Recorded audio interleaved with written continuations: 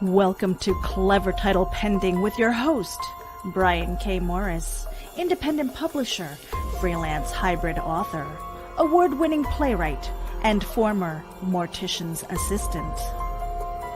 Don't send him title recommendations because Brian knows exactly what he's doing. So just sit down and look pretty as Brian K. Morris scrolls through your comments and plays with his mouse. Join him on Tuesday nights at 8 p.m. Eastern, 7 Central, for Evening Pandemonium and Moonlight Madness.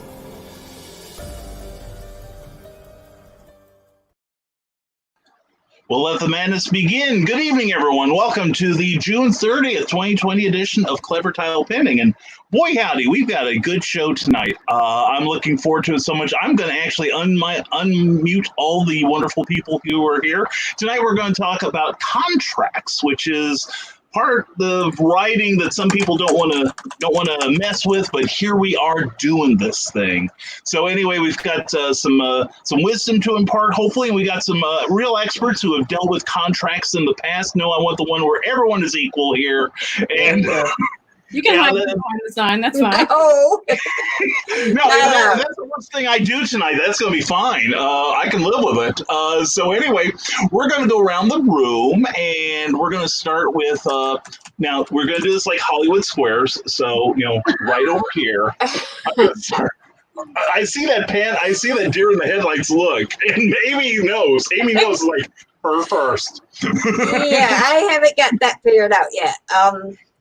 It takes time. Now, look, have I not told you this works? Now, come on. Anyway, that's right. So anyway, we are going to start this this fun-filled episode, and we're going to give you each a moment to tell everyone who you are and why you're so awesome and where people can find you in case they want to just drop the show and just buy everything you put out. Okay, so here we are. We're going to start out with the one, the only, my evil Lynn, T.L. Shively. Hi, I'm T.L. Shively. I write young adult fantasy books. You can find me on Amazon. I got 2 books out right now. One's actually a republished one, and working on getting the second one out. And Brian, this is cruel. You're doing fine. What are the names of your books? Said the omniscient narrator.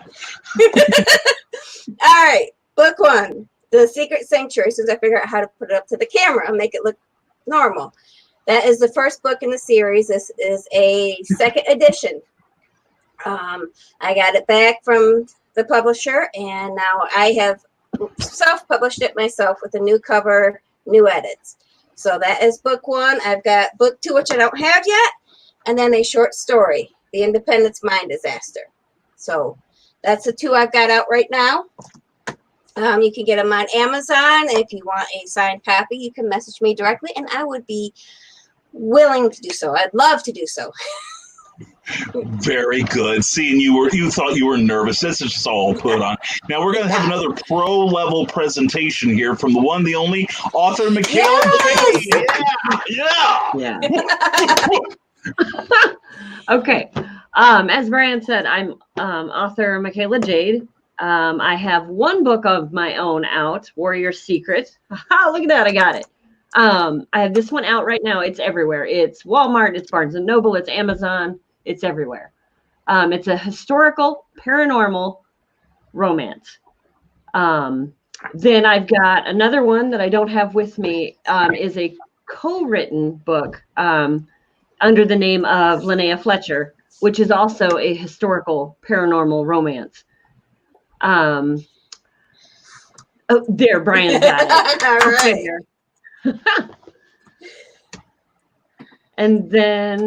And you can follow me at authormckaylajade.com. Excellent, excellent, very good. And now here she is. You know her, you love her, you can't get enough of her. The one, the only, Amy Hale. Hello. The comments are already killing me. I'm telling you right now. So, hi everybody. I'm Amy Hale, and I write stuff. Mostly what I write is paranormal, but I do also have a couple of romantic comedies, and I have a romantic suspense, which I do not have in front of me because I'm sold out, which is always a good problem to have. My romantic suspense is called Ulterior Motives. And then I have 2 romantic comedies, Catching Whitney and Letters from Jason. My paranormal trilogy that I won 3 awards for is the Shadows trilogy, Shadows of Jane, Shadows of Deception, and Shadows of Deliverance. There's also a companion novella called Overshadowed, which I also don't have because I'm sold out.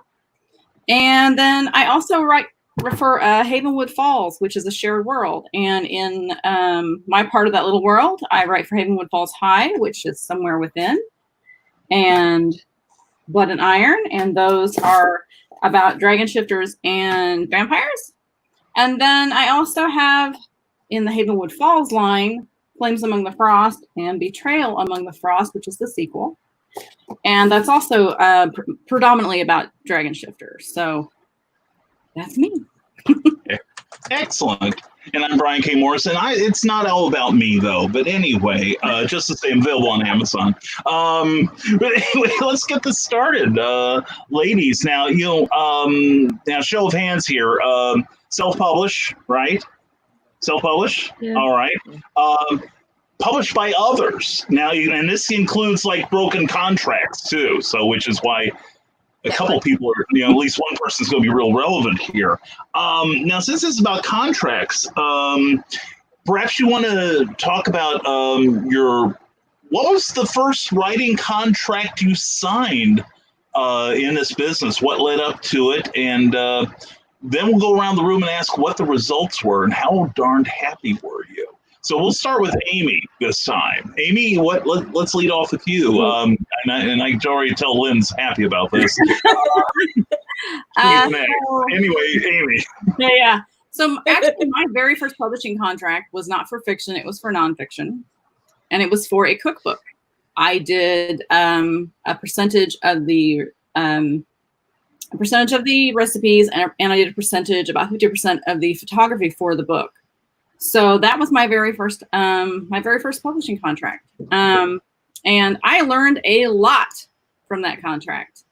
And with each subsequent contract, I've learned a lot, but that was the one that taught me the most. That's a long story. So if you want to save it for specific topics, we can, or I can kind of tell you a little now, whatever you want to do. I'll tell you what, let's buy the other two some time. Why don't you go into a little bit about it? Okay, so basically I learned to definitely have some deadlines on your payment dates in your contract. To make a long story short, it was published, I believe, in 2012.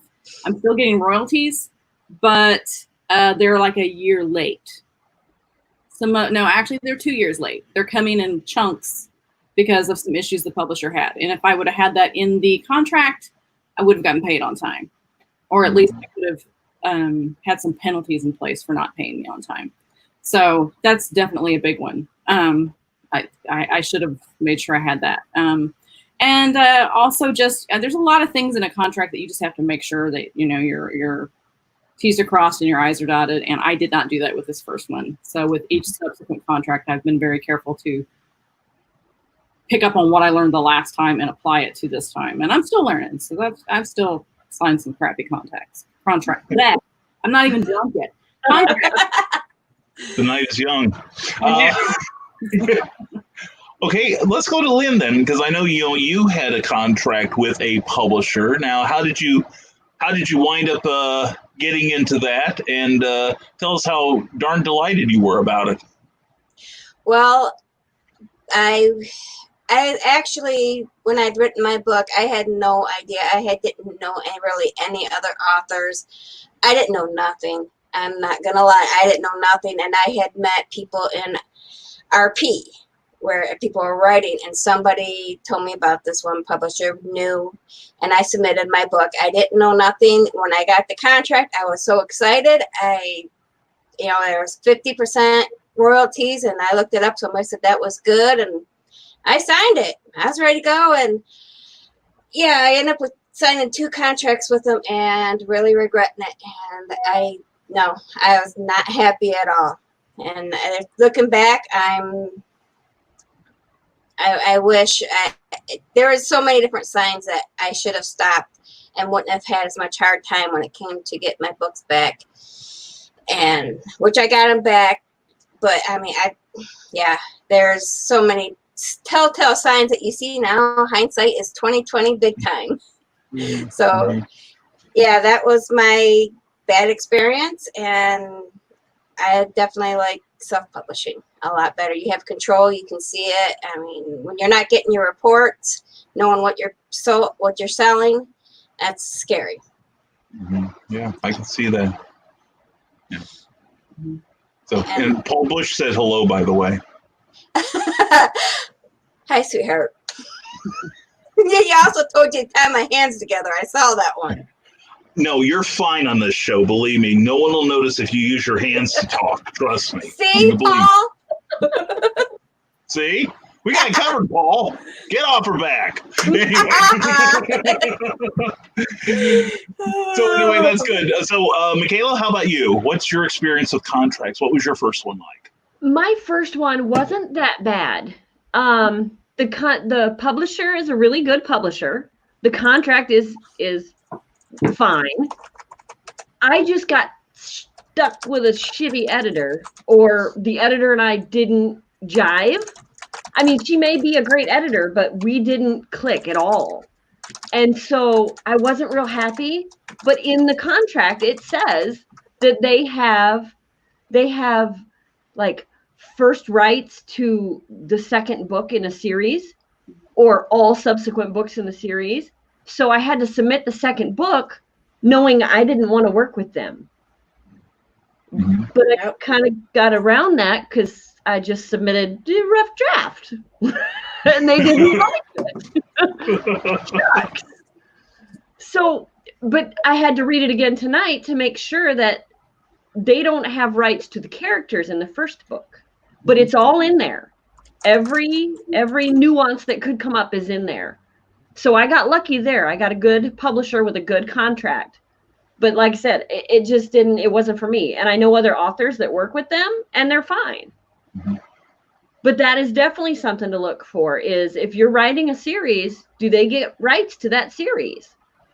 And with mine, all it was they got first dibs. They got to say yes or no. If they said no, it says right in the contract, you can do anything you want with it. Very cool. Very cool. So, we've heard various aspects of, signing that con. Now, did it? Yes? You froze. You froze. It didn't freeze at all. No, it will happen. Word to Meredith Logren, who's probably ready to save my bacon. We're having thunderstorms here right now.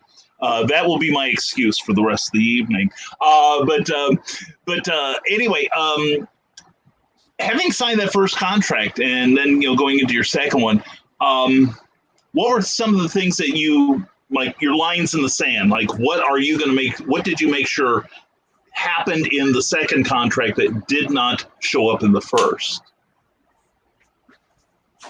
And whoever wants to jump in. Okay. For me, it's the deadline for the editor, because it wasn't clear. It was just in the contract, it said it's up to you to get it back to your editor in time for publishing. That's all it said. It didn't say she has 30 days, you have 30 days. It was a suggestion. And so for me, it took her months to get me back the manuscript, where it took me a couple of weeks to get it back to her. So I would look for that next time. Just what's the deadline? What's the protocol? Amy, how about you? I'm sorry, I'm looking at Eric's content. Yeah. Yeah, I'm timing some of these comments so that when you're looking at yourself on the screen, we're going to see if we bust you up. I'm saving one for Lynn. Thanks, Eric. I saw the one about the bucket and the chair, too, so thanks a lot for that. There we go. Oh, no, it was Russell. Thanks. There you go, Russell. Thanks so much. Okay, so what was the question again? I'm distracted now. Who knows? Anyway. Second publishing contract compared to the first? So what? Okay. So I really haven't had any crappy contracts since that first one. But I've always went over them very carefully and made sure that it was fair. Like I said, we have like in that very first one, I was getting paid every quarter, which of course now is like every 2 years. And now all of my contracts now say that I get paid every 30 days after that first initial, 2 months that you have to go through with Amazon and whatnot. So I'm getting paid monthly now. And that was something I made sure was in the contracts because, you can't really budget when you're got this questionable deadline as far as your payments. And of course, like McKayla was saying, that you need to have that clear, concise date on when you're expected to turn in your first draft, when you're expected to turn in your first set of edits and so on. Or you're just going to end up just frustrated. Yeah. Now, Lynn, DL Shively, now you've only had the one contract, right? And Yeah, it's just self-publishing from here on in, or would you look at maybe having a standard publisher? I mean, never say never. I do know that right now. I like the fact, like I said, I know if there's a reason my book's not being published next month like I wanted it to, I know why. I saw that comment. Tie your hands together. Anyhow, yeah, it's not going to happen. Otherwise, I wouldn't. Thanks, Brian. Oh, that way. I'll get it. But oh my God. I don't know if I don't know. Dealing with them, I'm kind of leery. Like because they had what McKayla talked about, where they had the first dibs on the second, any book in a series. Didn't say they could do it. They got the first rights of refusal. But when they sit there and they hold a book for over a year and aren't giving me nothing for it, no edits, no cover. I mean, I don't know if I'd want to do it. I'd be very leery. I know I would check into the publisher a lot more than what I did the first time to make sure. I'd want some feedback, and because you got the fact of not getting your reports, not knowing if your book's selling. It's on Amazon you get to see your reports right there, and I love that. So I know whether it's doing good, and if it's not, it's my fault. Very good. Very good. And now we're starting to get the comments. We're going to switch over to the questions that our audience is giving to us, and we welcome all questions. And we'll see if we get through them this week. I did not get through all of them last week, so I've got to save my reputation, such as it is. Mary Dumas says, my friend was under contract with Tokyo Pop, which is a huge manga publisher. Here in America, they discontinued her trilogy, but kept the rights. Ouch. Awesome. Well, it'd have to be in the contract that they would own the rights, and like McKayla, talked about, she got to keep the rights to her characters. Personal opinion, I think that would be vital to a contract that. That no matter what else, you keep the rights to your characters. So never give them your IP copyright. Right. And also, I would say have a way out of the contract. The contract should be breakable by both sides. Not for unreasonable reasons, but just there should be a back door for you both. To part. But well, ladies, we'll start with Amy. Name a couple things that you think should definitely be in any sort of contract you sign with any sort of publisher. Then we'll switch to the questions. Well, let's see. Like I said, definitely do not give them your intellectual property rights. They have the right to publish the book, and make sure that right is within a certain time frame so that you can get those rights back. 3 to 5 years is usually average. Some just do 1 year. It just depends on the publisher. And I would say definitely make sure, you just have to make sure it's clear. And if you're unclear about anything, take it to a lawyer. Do not give them licensing rights. They have to, I think it's called assignment rights, where they can do licensing, movies, that kind of stuff. Make sure that you have the right to refuse anything that they want to do with your characters in your book. And it's going to vary from publisher to publisher. But it's really important that, because this is your brand, this is your name on this stuff. Even if the publishing company takes it over and they make action figures and movies and blah, blah, blah, it's still your name. People are still going to go back and go, oh, this was Amy Hale's ideas. And if they butcher it, they butcher you. So you really got to be careful that you keep those rights. And make sure that reversion of rights, make sure they can't, or make sure they can give that back to you in a period of time, and have a clause for what happens if they don't publish your book for a certain amount of time. Like TL was saying, a year, they're keeping it for a year and they're not doing anything with it. Have in your contract that they've got this, and if they don't do something within a certain amount of time, you get it all back. Because otherwise they can hold that for who knows how long, and you're just sitting there twiddling your thumbs waiting to see what's going to happen. I mean, even like with a friend of mine, she had a book optioned by Warner Brothers. Warner Brothers bought the rights for 18 months. And if they didn't make the movie in 18 months, she had the right to take it back and sell it to another company, which she did because Warner Brothers never did anything with it. So your rights are just so important to make sure you keep hold of that stuff, because there's no telling what will happen. They will cheat you out of it if they can. Agreed. McKayla? What was the original question?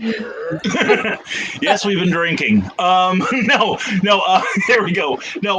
What in a contract? What would you consider definite must-haves in there? What would you consider something, like one or two things that you definitely would want to see in your next contract? Clear deadlines from my editor, because it was such a bear this time. Because it was expected that I would get it back to her in about 30 days. But yet not expected from her, and her bosses didn't really seem to care. They were like, well, she's good at this. She'll get it back to you pretty soon. No, I want deadlines. I don't want pretty soon. So that would be me. That's because everything else in my contract, in my experience, was covered. Absolutely everything. So in 5 years from the date that it was published, I can get my rights back completely, fully, and I can do whatever I want with it. So, I mean, they covered everything. They're really good at the legal part of it, except the editing part. Mm-hmm. I see.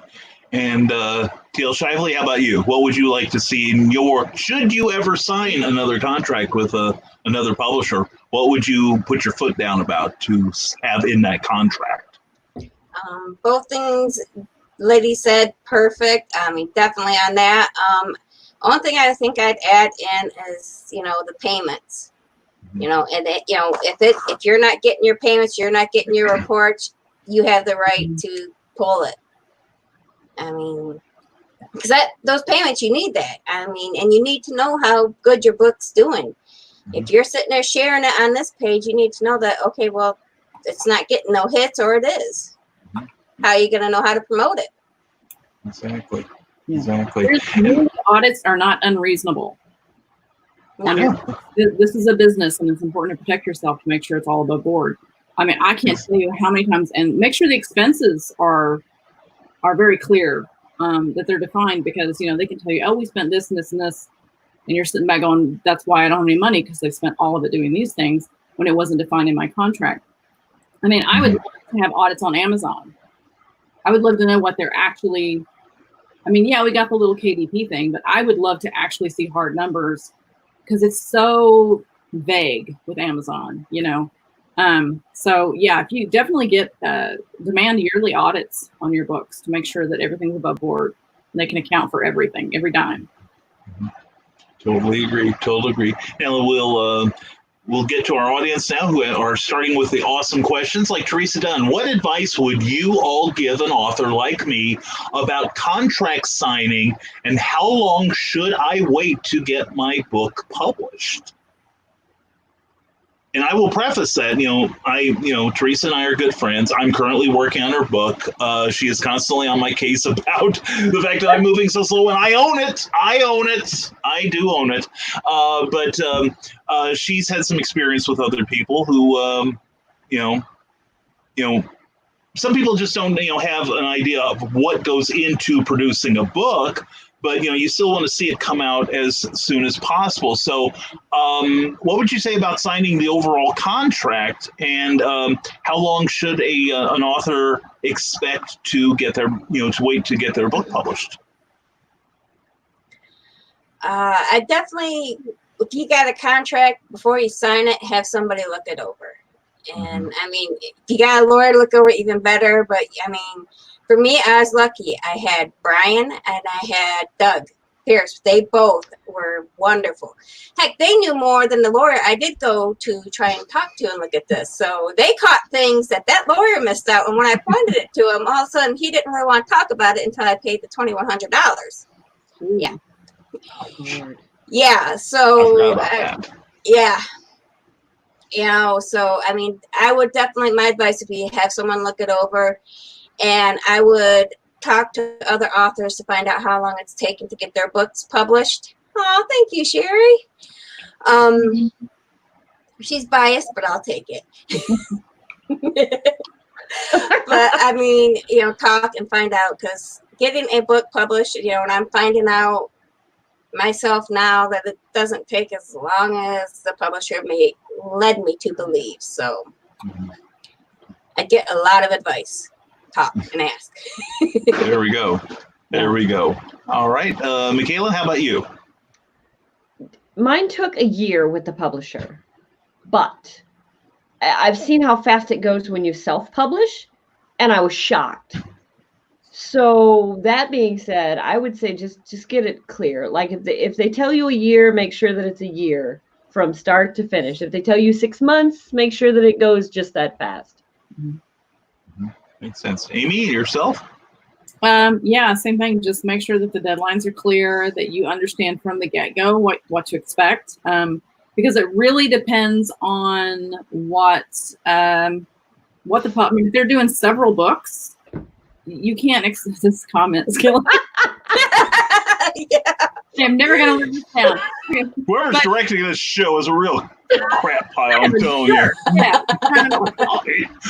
Oh, But yeah, if they're juggling several publications in a year, you can't expect them to just whip it right out, because they've got so many other things that they're dealing with. So just make sure that it's very, very clear on your contract what to expect. How long before I have to have it turned in? How long until the editor gets done with it? When do we start promoting? What's the promotional plan? Make sure they actually have a plan in place. And then when do I get to start promoting? When can I do cover reels? It needs to be all laid out so that there's no question in your mind what's going to happen when, and that hopefully they have some contingencies for things, because life happens, some contingencies for that. But yeah, just make sure you've got it laid out, because if you go in with unrealistic expectations, you're going to really hate the entire experience. That's true. That's true. And I wonder how many people have gotten crappy contracts and said, okay, I'm done with this.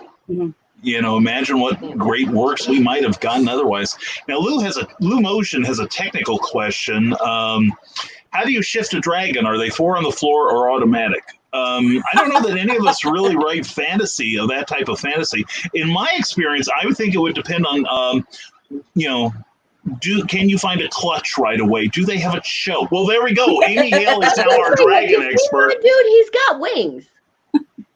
Yeah, see, and see, we also have the book. See, it's called "I Don't Clean Up My Desk."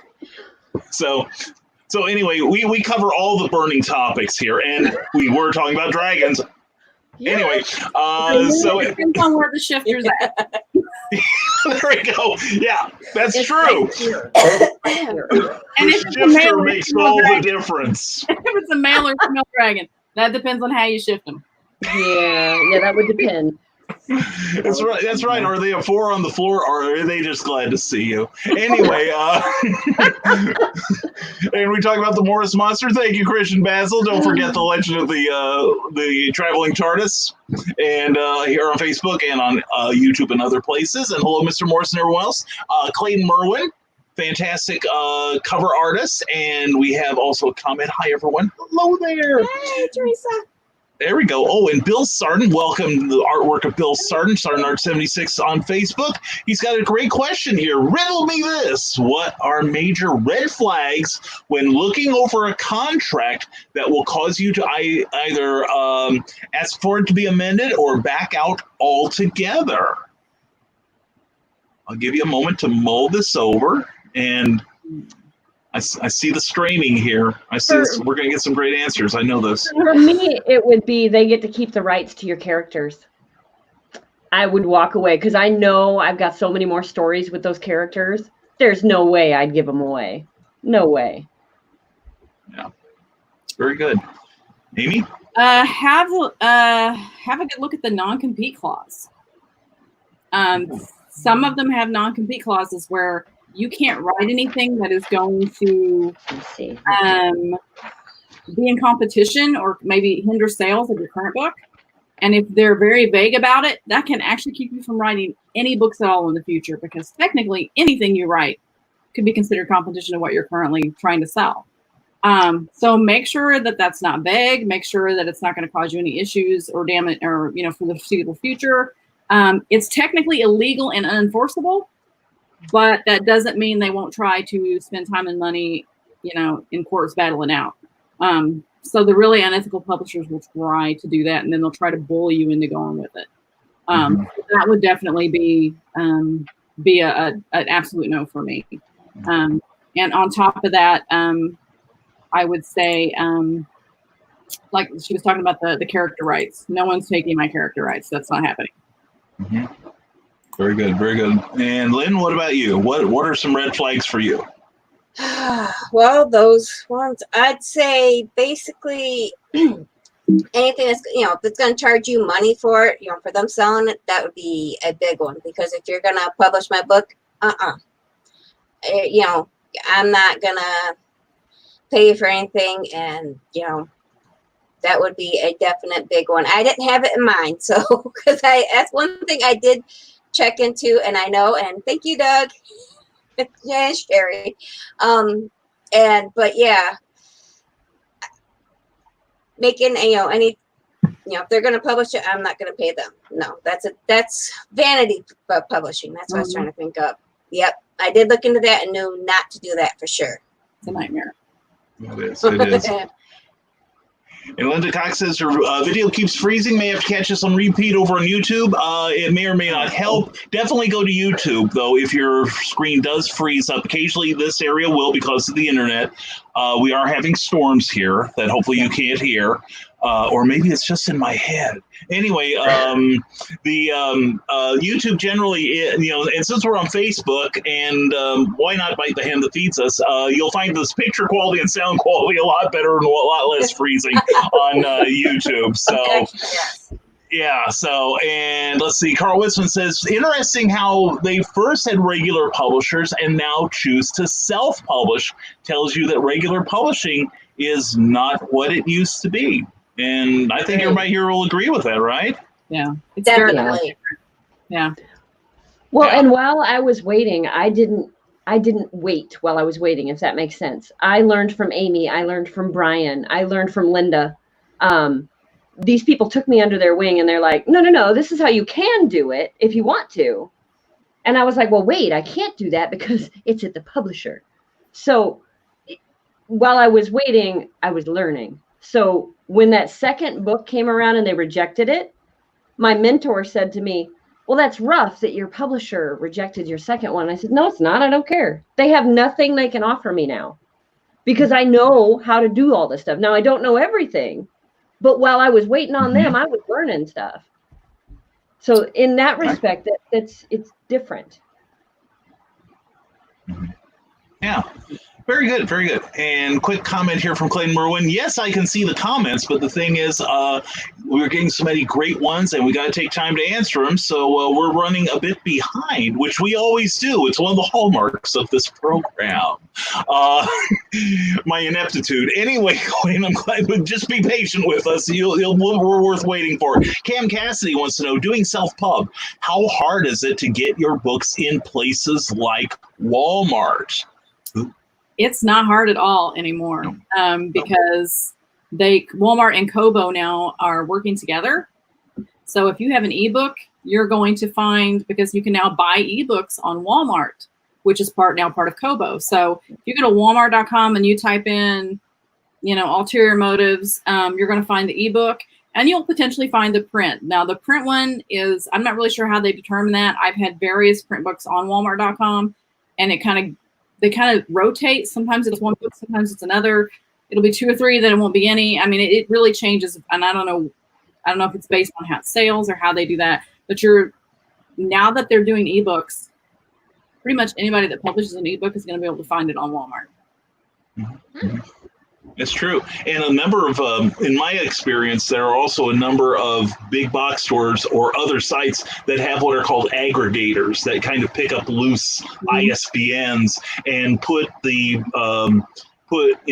book basically on their website. And as long as they aren't putting the contents on there, it's all okay. So I'm on a number of platforms because of that, and also because certain publishers do offer, or certain platforms offer, different exposures.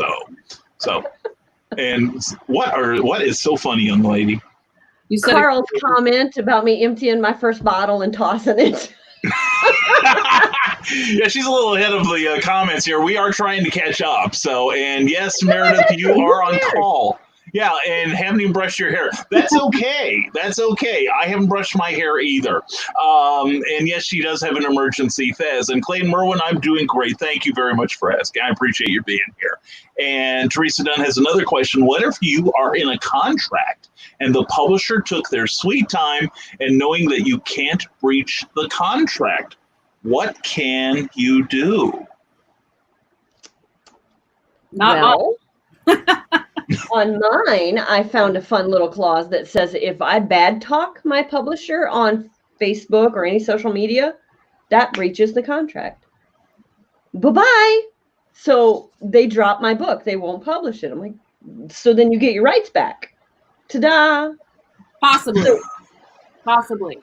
Yeah. From what I read, it sounds like it. So that's one of those, maybe that could work in that way. Yeah. But a lot of times that's why you've got to read the contract first and have those deadlines in there. Because sometimes you just got to wait it out.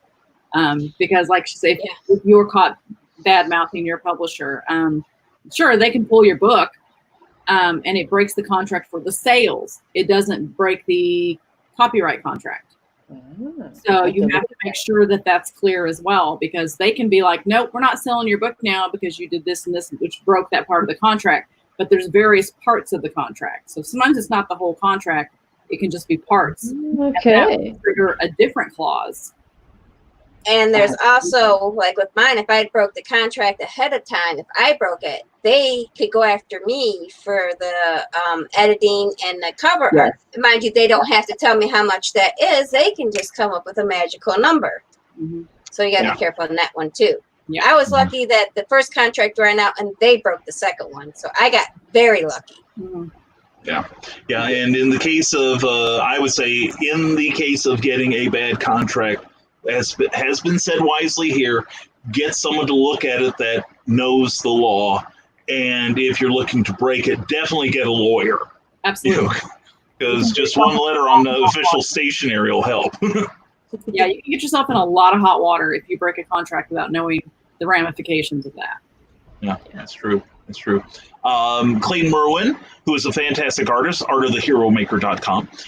To all of the authors on panel, how many books have you self-published? Let's see. I have 7 that are self-published. I have half a one because I got to help. But I got lots of articles because I do the articles in the magazine. So technically, There you go. There you go. And Lynn, you're down for 2, right? 2. 2. Okay. Yep. There we go. 2. There they are. See?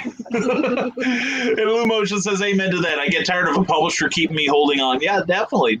And Sarah says self-publishing sounds like the best way to go.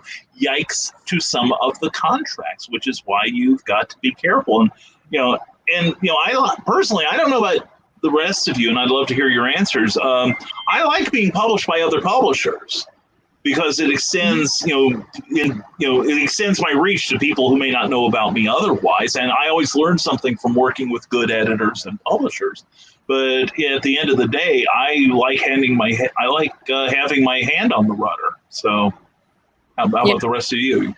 Yeah, it's nice to have control, but at the same time, if you've got a good contract, it's also nice to write the book and walk away and let them deal with all the headaches of the editing and the design. And and if it's a good publisher, they're going to give you the option to give some feedback on cover design and in the editing. Obviously, they're the ones putting the risk out, so they're going to require certain things, but they're also going to let you, say, hey, listen, we think this might work better this way, and give you some options. But yeah, I mean, it has, the last 2 years it's been nice. I've worked the stories, sent them to the publisher, and I had that stress of coming up with all of this other extra stuff.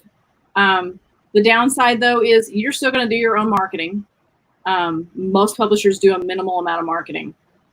So you've still got to put in the time for the marketing. You got to put in the time for, sometimes even making your own graphics. There's a lot of stuff that you still have to do that you're going to do during self-publishing anyway. So you just have to weigh whether or not you want to deal with the headaches of this side or this side, because they both have headaches. They both have pros and cons. And anyone else want to chime in on that? For me, I went with the publisher and a contract because I had no clue what I was doing, other than I was starting to dabble in the writing world. So for me, and a lot of people said, don't go publisher, go indie. And I said, well, you know what? For me right now, I'm going to do this. And if it doesn't work out, it doesn't work out. I'm okay with that. But I'm going to try it this way.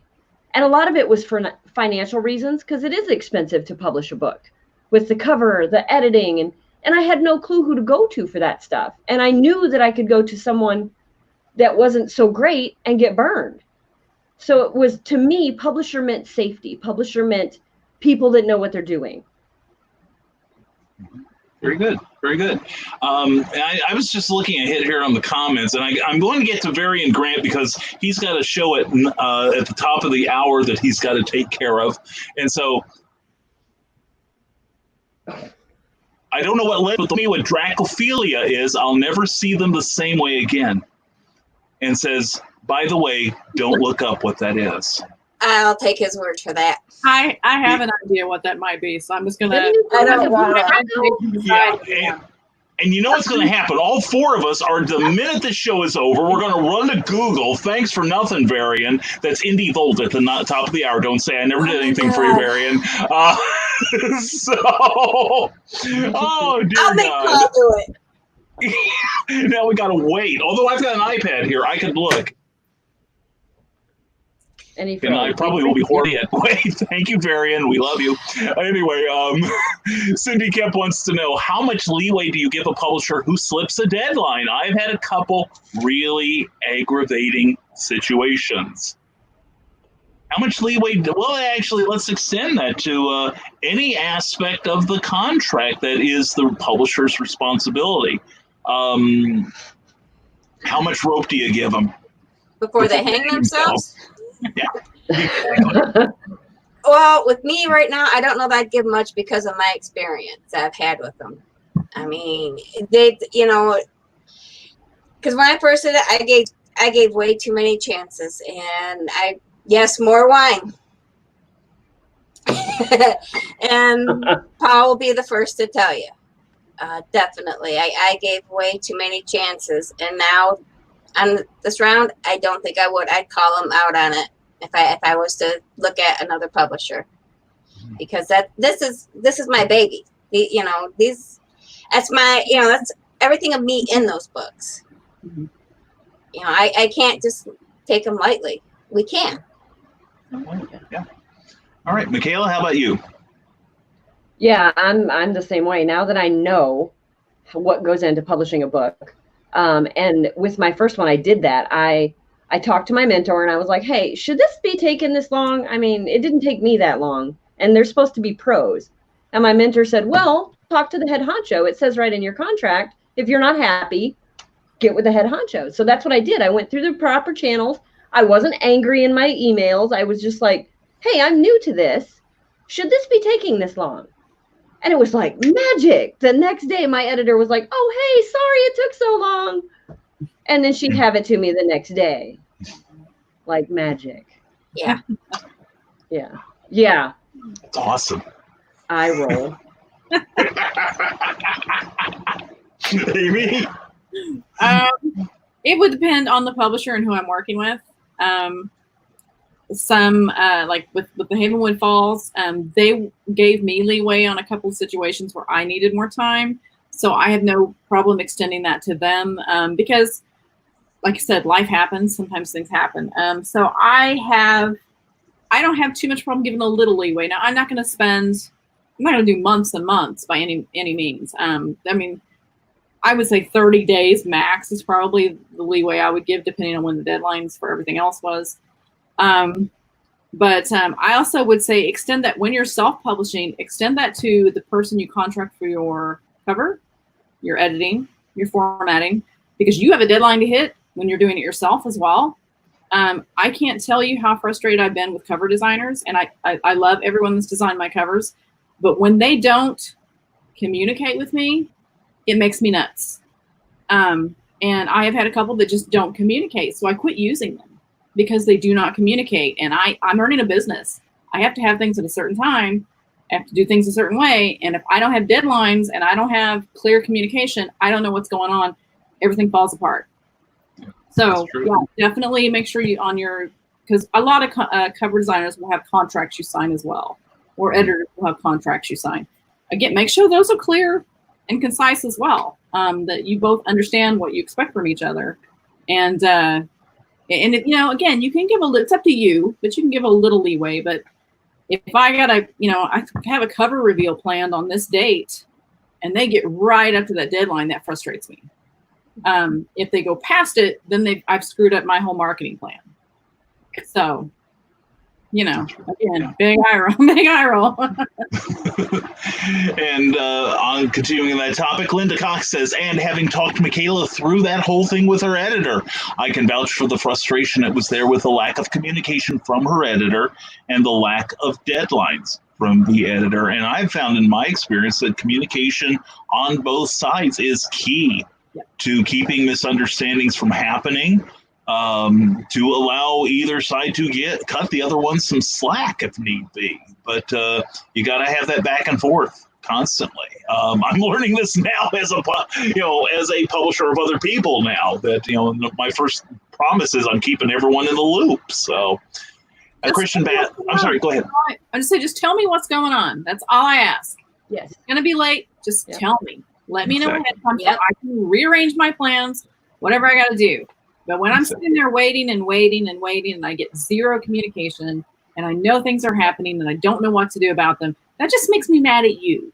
It makes me feel on my list of people I will never, ever work with again.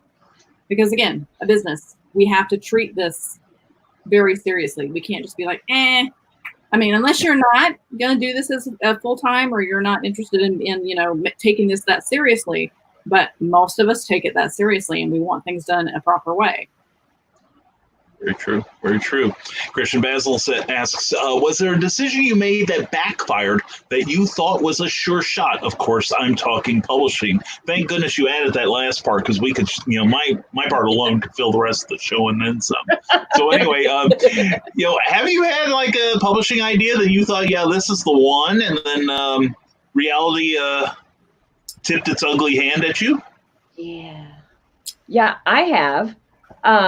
When I met Linda, she said, "Why don't you try my publisher?" And I said, "Well, I can't because I just entered my manuscript in this contest and I'm going to win it. And when I win it, they're going to publish my book." And that didn't happen. I don't know why. I have no idea why. What's the problem? No, but now looking back at that manuscript I sent in, I'm like, oh, I know why. I know why. Never mind. Yeah. But that was my big plan. Yeah, I hear you. Amy, Lynn, do you have, or has everything just gone smooth, totally perfectly for you two? Not even close. The publisher, and well, that was the big one right there. But I do gotta say, the one good thing about my publisher is she's the reason I met all these wonderful people. Because we are blessed. We are blessed. Yeah, there's a lot of silver lining. Yes. I would say it's kind of a catch-22 because catching, no pun, catching Whitney. Catching Whitney was an experiment for me. I wanted to try something different. I'd never written first-person point of view. I wanted to try romantic comedy, see how I did with it, and I really just didn't limit myself on a lot of stuff on this. I was just it was a big experiment, this book. I did the least amount of advertising for this book, but I got lucky that some blogger picked it up, and it sold really, really well. The downside is there were people that either loved it or they absolutely hated this book. And I've got 1-star reviews on other stuff, but this one has the most 1-star reviews, and it has the most awful reviews. Because they just hated it. And I thought, oh, this is fun. We're gonna do, it's gonna be great. It's gonna be something that we're just all gonna enjoy, something lighthearted, blah blah blah. No, it was not even remotely received the way I thought it would be. So it does make me a little bit cautious when I'm like, I should try something new. Well, wait a minute. let me think this over real good before I push forward. So, yeah. I hear you. Well, Cindy Kemp has a further observation. They say that business relationships with family and friends is a recipe for disaster. But many publishing arrangements are a result of getting to know folks in the biz. What do you think? Only work with strangers or okay to work with pals? Don't work with me. I'm miserable. Too late, Brian. Yep. You're stuck with us. Too late. Yep. I think it's okay as long as there's those clear and concise deadlines and details, and not just like, hey, look at my book, when you really mean, hey, get my book back to me in a month. As long as you've got those clear expectations, it should be fine. Yeah. And what Lynn, Amy, do you agree with that? Oh, yeah. Yeah, absolutely. And if you're working with friends, work with friends that are going to tell you the truth. Yes. That you're not going to get mad at when they tell you the truth. Work with friends that you can be completely honest with. So that if they go, this part kind of sucks, you can go, maybe you're right. Maybe I need to fix it. Instead of getting all upset and never talking to you again. And because again, they're in it just the way you are. They want it to make money. They want it to sell well. So they're trying to hopefully do what's best for you and the book in the long run. I've worked with strangers and I've worked with friends, and I actually enjoy working with friends more because we can kind of have that back and forth fun talk about the book and how, get kind of silly with it sometimes, where with strangers, you're just kind of very, very formal and it's not near as much fun. But again, just make sure your friends are also professionals. I think that's the big thing. If they're professionals, you're probably going to be all right. If they take everything personally and they get all worked up and there's no clear lines like McKayla was saying, then I wouldn't. No. Mm-hmm. Yeah. Lynn, you agree? Yes. Okay, good. That's easy. Anyway, and we've got someone. We've got someone. This is going to be real easy. This next part. I think we can facilitate getting fed through the list. Bill Sarn wants to know if a publisher is asking for money up front, should you walk away? Dave Woodrum, who is a publisher himself, says yes. Yes. Walk away. Run, in fact. Run. I was going to say, yeah. I would say sprinting is called for. Yeah, if in fact, I've had, if I may interject here, well, it's my show, damn it. Anyway, I was answering somebody the other day about a contest, and I personally do not enter a contest where you have to send in a fee, because I believe money should flow to the creator. Yeah. That's, now granted, some publishers have like upfront expenses, like dealing with layout artists and graphics and stuff. And if you decide before publication, well, I don't feel like getting it published through you anymore, then, then I can see a little, over, we just incurred these expenses over you. So, take them to the woodshed that way. But yeah, if a publisher is asking for any money up front, I think we all agree that you should just run the hell away from them, because that's the difference between a vanity publisher, who I know that grinds all of our gears, the vanity press, versus a legitimate publisher who wants to put out a good book and make sure it's yours. So we've got another one here. Jeanette McCurry-Reams asks, do you prefer self-publishing or published by publisher? Pros and cons to self-publishing. I think we kind of covered it earlier, but if anyone has anything else to add. Yeah, I like the idea that, we have the control, but the con is we also have the responsibility. So, yeah. Yep. And the cost, yes. Yes. If I can add something about that last question, or about the vanity publishing, when I released Ulterior Motives a few months into it, I got an email from a place in California. Yeah, because I don't have one. You might as well do it. I haven't cleaned my desk in weeks. I got an email from a place in California saying that they wanted to pick up my book and publish, and they're like, we can get this out, we can get a better exposure for you, blah blah blah. And I'm like, oh wow, I was really flattered. It sounded fantastic. So they were like, okay, well, let us send you a contract, and you can tell us which, we got a couple of different ways we can go with it. And I'm like, okay, send it over. I started reading it, and what it was a contract where for $1,500, they would recover, re-edit, basically change my book, which was not something I wanted to do. I mean, I already paid the money to do all that already. And then when they put it out there, they were going to take 50% of the royalties. And at that point, I was like, you guys have got to be kidding me.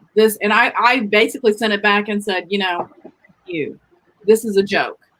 Don't contact me ever again. Because they were trying to take advantage of a new author who did not potentially know anything about how this worked. And thankfully, I have enough people in my circle that had told me to watch out for this kind of stuff in the beginning. But yeah, I mean, if you put a book out there and somebody sends you an email, oh, we love it, we'd like to do this and do this, just be very careful, because they are so sneaky. And they were going to try to keep the rights they were going to keep. And I'm like, why would I give you 50% and pay you to change all this when I'm already doing all this myself and I'm making more money doing it? So yeah, they're a nightmare. Just run. Cindy Kemp has another great question here from YouTube, and it's what are some good reasons for aborting a contract? And I saw you have another one, Cindy. We will get to that next. Lack of payment. Yeah. All right. Lack of communication. There we go. Sorry. No, that's fine. No, McKayla, what do you got? Just, you have more control as an indie. I learned that with working with my co-author for the Linnea Fletcher project. I mean, I know so much more about that book, and I helped with it. I didn't write it on my own. I didn't put it out on my own. I helped. But I know so much more about that book and its sales than I do my other one. Very good. Cindy has another question. At what point in the process should the contract occur? That's an excellent question. Before you do anything for them. That should be the first thing. I mean, if it's your idea and your concept and you're putting it all together, great. Keep it close to your chest. Don't share it with anybody. Don't share it with it. But if you're proposing the story and they're like, okay, let's do it, don't do a thing for them until you have a contract signed. Yeah. Yep. Yeah. The moment they say that we want this story, you need a contract. They're like, send it over, and then we'll talk. Yep. Yeah. I just bet they will. Anyway, Dave Woodruff says, I'll say myself as a publisher, and you can get his stuff at Drive-Thru RPG. If I need money from you, the contributor, before I publish something, then there is something wrong with the product or there's something wrong with me. Granted, I use a royalty system. If the product doesn't sell, I don't get paid. You don't get paid. We suffer together. But if it does sell, see? Yeah, and, and payment terms will vary. Sometimes it's a back end kind of deal. Sometimes it's an advance payment or whatever. But as long as everybody's making money, the way it's set up, do it however you need to. Yeah, exactly. And Linda Cox does take care of one earlier question from Lou Motion. Dragon shifting standard is 4 on the floor, but you can customize up to automatic. Thank you for sharing your expertise with us, Linda. This is truly a learning place. And that's what they said. And let's see. Let's get some more thing. Okay, here we go. Sarah asks, backing out altogether would have consequences if already signed into contract, would it not? Depending on why you're backing out. I mean, it'll be spelled out in the contract, I would think. It has clauses on what you can and can't do, each party, or it should. Yep. Each party should be very clear on what you're expected to do, what they're expected to do. And if those things are not done, then those are reasons you could potentially back out. But if there's no good reason to back out other than you just don't want to be there anymore or you don't want to work with them, yeah, that can have some serious consequences. Mm-hmm. It's true. Now, Sherry Swisher says, do the contracts control all promotions and appearances you can do? Mine doesn't. I've not heard of one that does. Mine the doesn't. one I was in didn't. Yeah, in fact, the contracts I've seen lately have been they've stated very clearly they expect the creator to help promote the book. Yeah. Yeah, I can do the appearances I want with Havenwood Falls. Promotion-wise, I cannot give books away without their consent. I mean, if I paid for the print book and I want to give it away, I can, obviously. But like the ebooks, I don't control, so I can't give those away. Any marketing materials that I want to share that I have had made, I have to have approved through the publisher because it's a brand. So it has to be consistent with their branding. If it's not, I'm not allowed to use it. Interesting. All right. See, we're all learning stuff here. Russell Allen says, have you noticed a significant difference between your contractual books versus your self-published? And I'm just wondering, do you mean, well, let's assume you mean sales. Yeah. Do you see a difference between the two? I don't know, because I can't see it. I can see the self-pubbed, but I can't see the published one, so. Yeah, that's true. That was the big difference for me is when I couldn't see it when they were publishing it, but now I can see where my sales are going, what's getting them going, and yeah. I would say since I've got both royalties from both coming in, when I went to publishing for someone else or went to writing for someone else, my income changed drastically because they're taking a bigger cut. I'm only getting a percentage of the royalties, and which is obviously the way it should be because they're taking the risk with all the other stuff. So, I actually make more money self-publishing as long as the books are selling well. I've made decent money working for others, but when it's all said and done, I probably mostly would do self-publishing unless it was something very specific that I've been wanting to do. Like I recently did a ghostwriting project that I got an advance for. I loved that advance. I was not complaining at all about that. And I will get royalties off of that as that book sells. So that kind of stuff I would do I would be happy to do.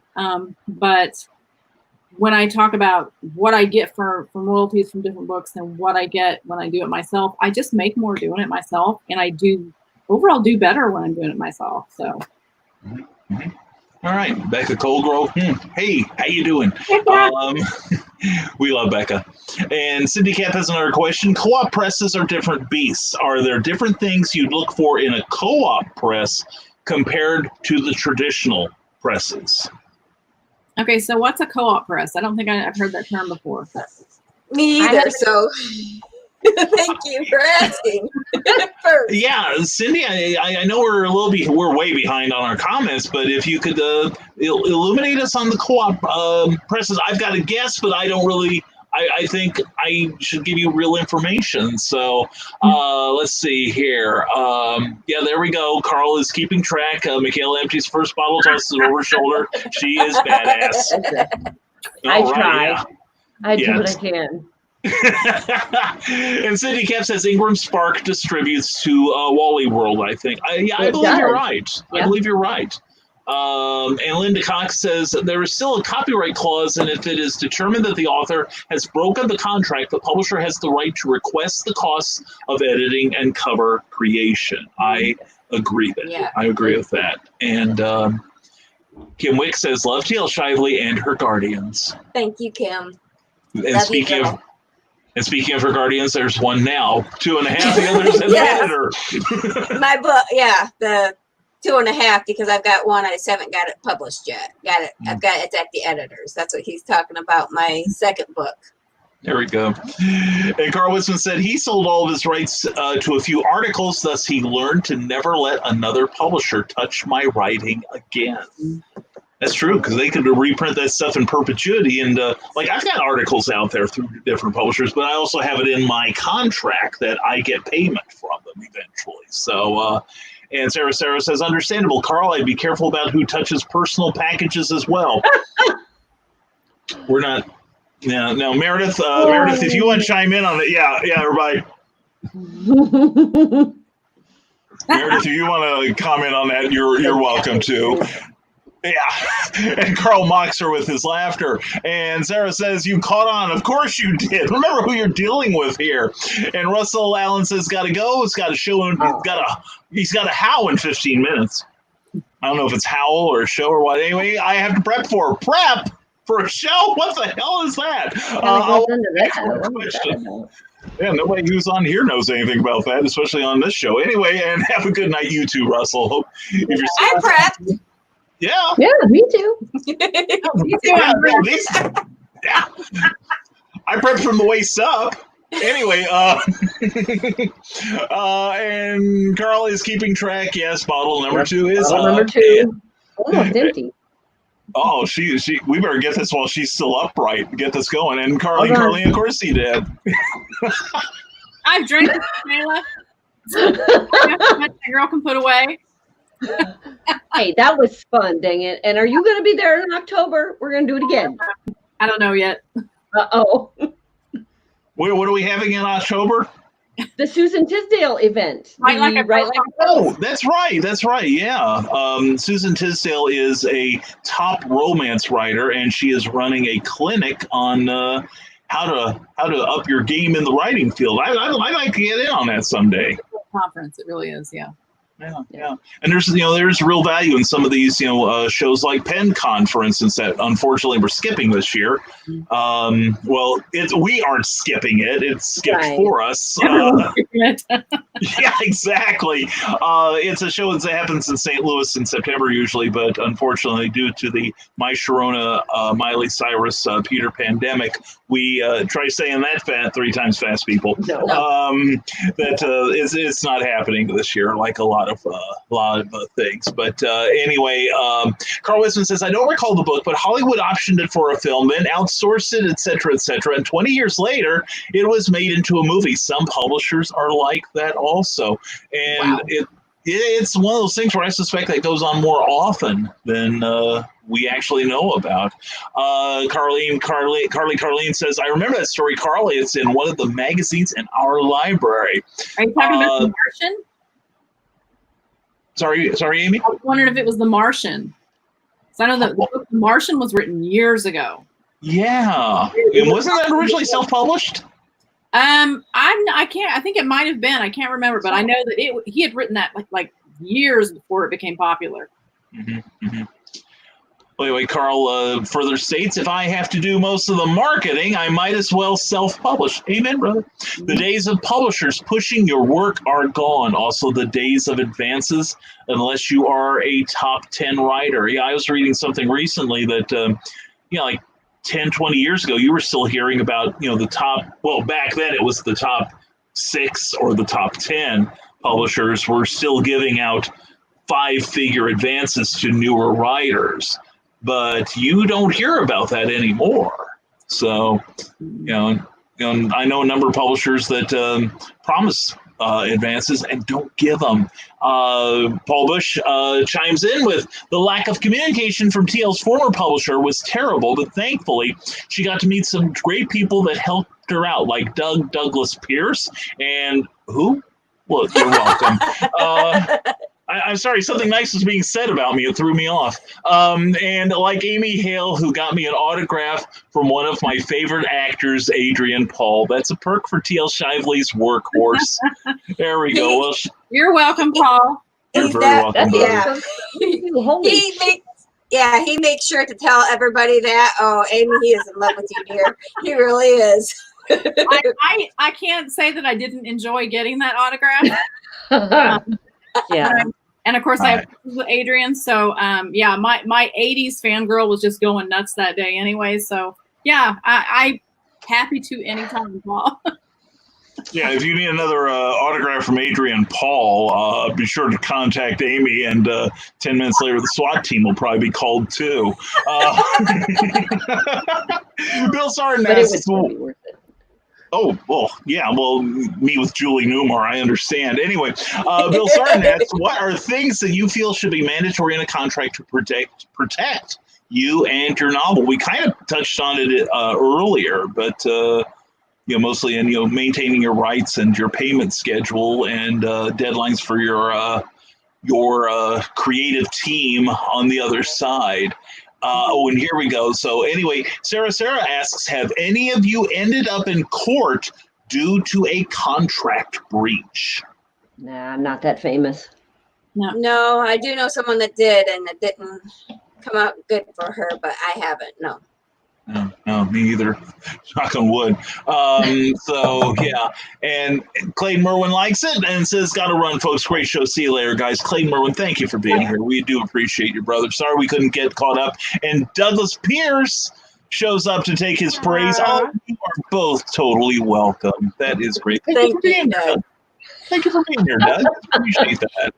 Dave Woodrum says, I totally agree with Amy on the profit difference with self-publishing. It feels good that someone else wants my work, but my wallet feels much better when I self-publish.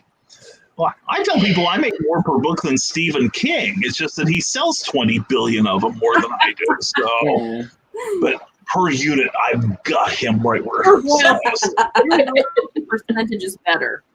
That's true. That's true. Yes. Stephen King ain't getting our share even from Amazon.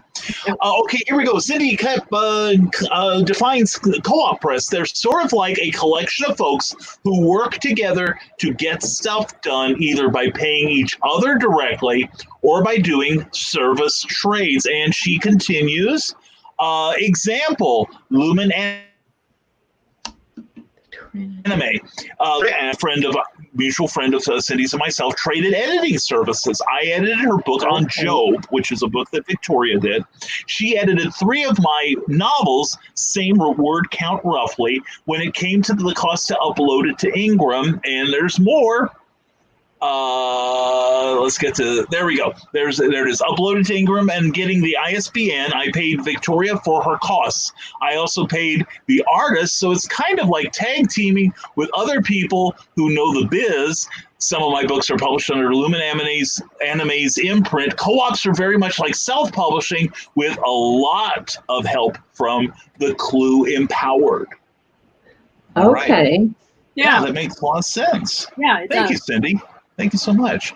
Well, and I think a number of us, have kind of a quid pro quo with somebody else. Mm-hmm.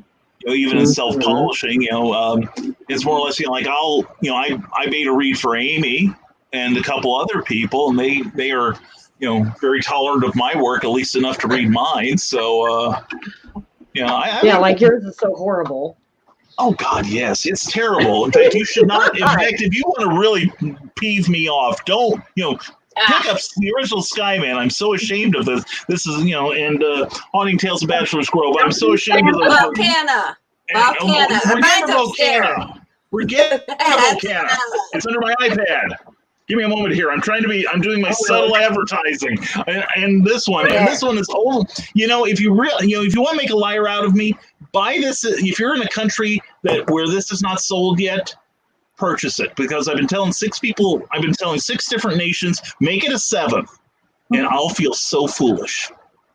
Anyway, so did they buy it? Anyway, Carl Witzman says, Bottle 2 sails over the shoulder. If I didn't already love McKayla, I'd fall in love with her now. And that's all it takes. I'm in. So, ladies, you know what you got to do now to win the affections of my audience. Yeah. Just start, hurling bottles or whatever glassware you've got over your shoulder. I don't think I'm gonna hurl that. Sorry, Carl. Yeah, no. Mine would probably. Not my Harley. If it makes you feel better, I gotta clean the mess up later. And this will go about 12 inches and probably slam me in the back of the skull. So I don't think there's a whole lot of return from that. So anyway, Danny Dealton says, Teal Shively, great author. There we go. Thank you. Biased, right. but I'll take it. I'll take whatever I can get. Yeah. Eric Hawkins says the movie rights to The Devil in the White City were bought years ago. I am still waiting for the movie. Darn DiCaprio taking too long. Depends on what the contract is. If the contract ran out on how long he had to make that movie, he may not have the rights to it anymore. Yeah, that's true. Yeah, I know a couple people that have had Hollywood options, and those generally run like 2 to 10 years in most cases, mostly because there's such a turnover in the hierarchy of a lot of studios. So, but Kim Wick says, I remember her when she was a wee Venomancer. Venomancer, that's a RP game. Perfect World. That's where I met Kim at. Online. There we go. And Bill Sarton says, don't tell McKayla Jade that I just substituted her water bottles with Everclear. This should get interesting. Shit. Oh, boy. I'm just getting started. It's a weeknight. I have to work tomorrow. Be nice. Yeah. It's like one night, I got to tell this story. One night I was talking here on the show, and I had like a considerably smaller glass of water. You see me taking sips every now and then. And Cookie decided she'd be nice to me. And so she took my glass off camera, came back about 5 minutes later, and I'm just sitting there listening to my guests, and I take a big, healthy slug. But what I didn't realize, she didn't refill it with water. She refilled it with vodka. I love her.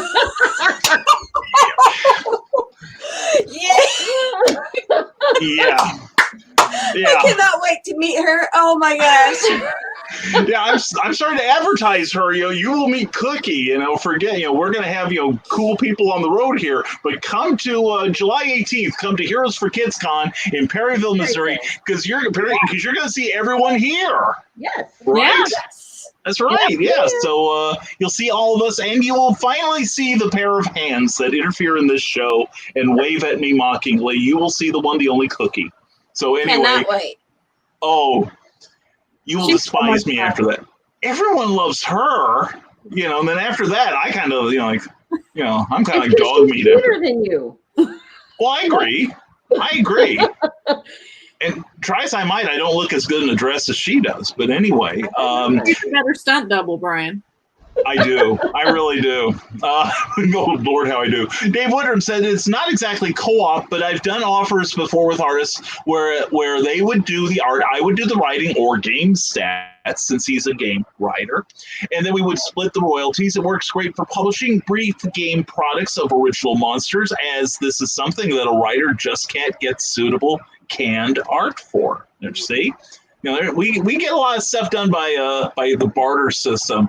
And now we've got a troublemaker coming up here, and when I call them that puts it in perspective. John Hale would like to know, Girls of Self-Publishing calendar.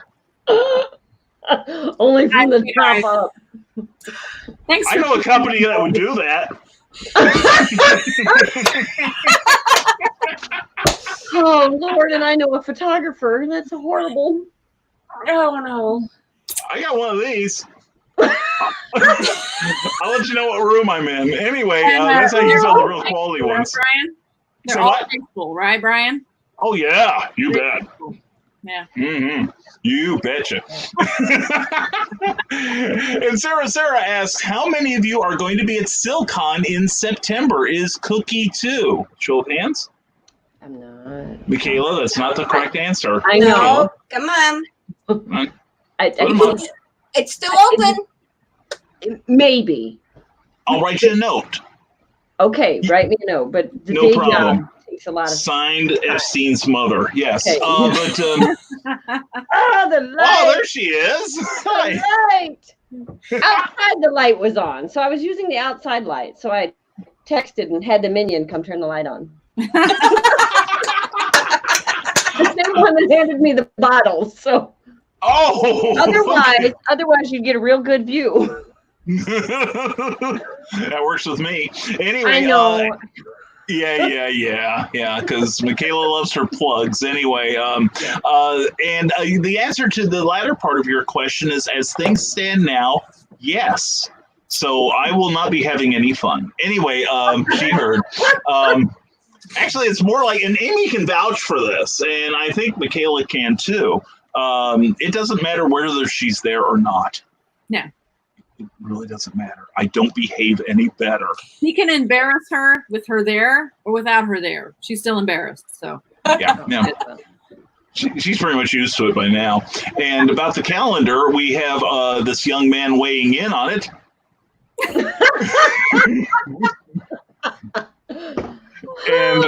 And talk about attracting the wrong crowd. We have another affirmation there. And Carly, no, this show goes. The way this show goes to hell all the time. This is almost refreshing. This is almost like we're PBS now. Carlene says we'll be there.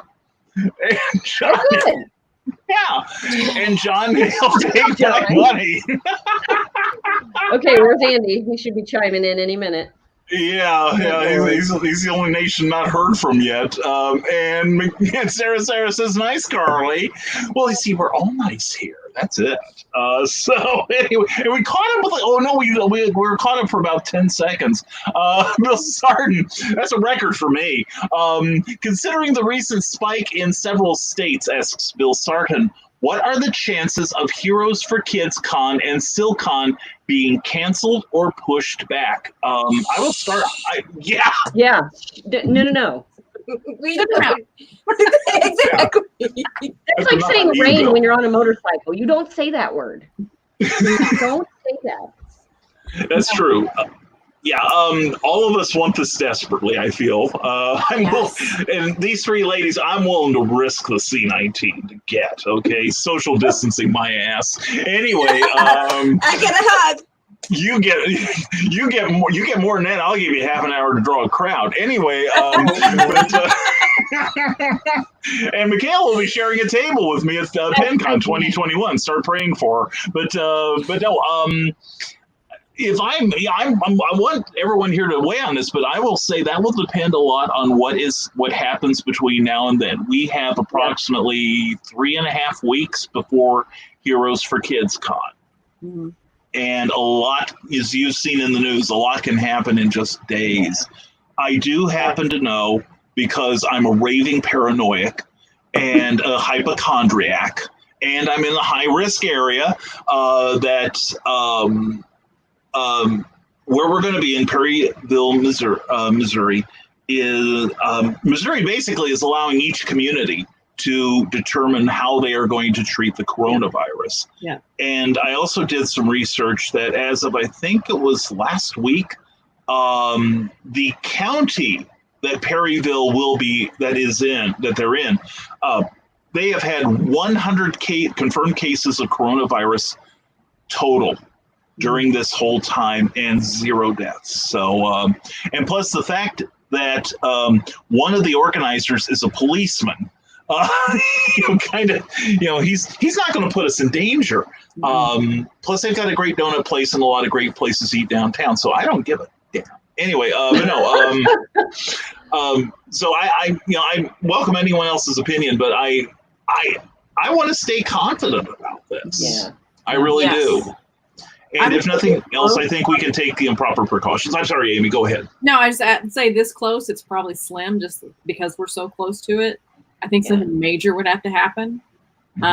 Because, I mean, I know that Lonnie and Jessica aren't going to close it down unless they absolutely have to. So I think it would have to be something major because we are so close to it. But never say never. So, Yeah. I'm hoping because it's going to be my first one. So I'm hoping. Oh, that's true. Yeah, that's right. You had yours canceled, didn't you? Yeah. Yeah, that's right. Yeah. Well, good. Well, I'm glad I will be at your first one, and I promise I won't be yelling virgin at you or nothing. But anyway, it's like Rocky Horror Picture Film, and Kim Witt would buy a calendar too. She would. She would. Pre-orders are now starting. Oh no. I know a good thing when I see it. I see this happening now. Me too. Oh, Lord. And Dave Woodrum says, I guess the girls of self-publishing daily business planner is out of the question, right? Probably. But never say never. Never say never. Do we all get a month where you get like what we look like first thing in the morning with makeup? Oh, there you go. That scared the shit out of them. Yeah, because we can totally ruin your day really freaking fast. If that's what you want. Yes. Oh, yes. We can scare them out of you. Do you have? Well, Brian's better at that. But anyway. I've had more practice. I'm more aggressive about it. Oh, my God. Oh, Lord. Oh, and here we go. Carl Witzman says, we will have tongue sanitizer at Silcon. Oh. That's for all the books that Brian That's something we haven't done yet. We should organize. Like, how good do you think your book is? We haven't, the night is not done yet. So anyway, I won't say Brian's thunder, but I'll do a lot for a book sale. Go for it. STL is now regretting her career choices here. No, it is not off the table yet. Yeah, first thing in the morning would be my Thursdays. You mean you don't put your makeup then, Dave? Is that you don't put your makeup on, Dave? Just sleep in it like I do, okay? And of course, Sarah votes, lick those spines. Anyway, go for it, Amy. Come on, Amy. The first time it's a little difficult, but after that, it just... Okay, there you go. I want that copy. For one and only time. There you go. Hope you videotape that one, friends. I'll be selling. That'll become my new meme. That will become everyone's meme now. Amy licking the book. So okay, you two. Get busy.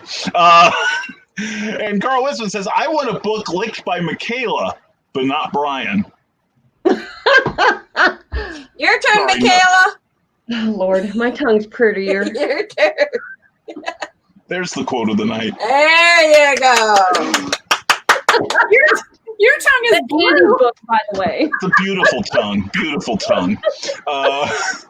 And Dave doesn't even wear his wig on Thursdays now. There's painting a picture with words. And of course, Sarah says, you want to. Oh, there you go. Nice. There we go. And look what Brian hath wrought. All I can say is... the shit we do for book sales. Orko's fault. It's Orko's fault, yeah. Well, it's Orko's fault. I do actually have an order from Carl for a licked book. There we go. And it's coming around. Keep Cookie home. Be awesome, be creative. Just a minute. It's coming up. Trust me, it's coming up. There we go. Hashtag is Brian's fault. Yes. Yep. All right, now let's put the right one up here. Anyway, so let's get to your comments, and I take full credit for it, Carl. And you don't have to videotape it; you just clip the stream and make memes. Oh, Lord. Don't tell them No. to do that, Eric. Yeah, don't, Eric, don't. Come on. I'll make it worth your It's gonna while, end Eric. up on that BDSM side, isn't it? It could. And now Lynn, now do you want to join in? Peer pressure. You might as well. We're all on the damn boat now. Why not? There we go. Smell my clothes, Mom. I'm We're going to giving Brian heaven. hot flashes. There you Yeah, go. really. It's all Brian's fault. It's all our fault. Brian's fault. Yeah, thank goodness nobody's making me stand up right now. Anyway, and blame Brian. Might as well. All right. So remember, if you want to get your copy of These Three Ladies Licking Spines Their Books, contact Mr. Eric Hawkins at. No, anyway.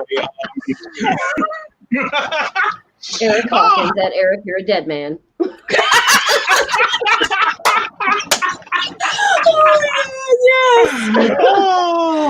So now that you've all seen the brighter side of self-publishing and all the things you get to do to promote yourself, it's too late, Lynn. It's far too late. And Sarah weighs in again. So proud. I am too. And now, Paul, I don't know if I should. I don't know if I should. Well, sure. Why not? It's not my, problem. Never stick it out if you don't intend to use it.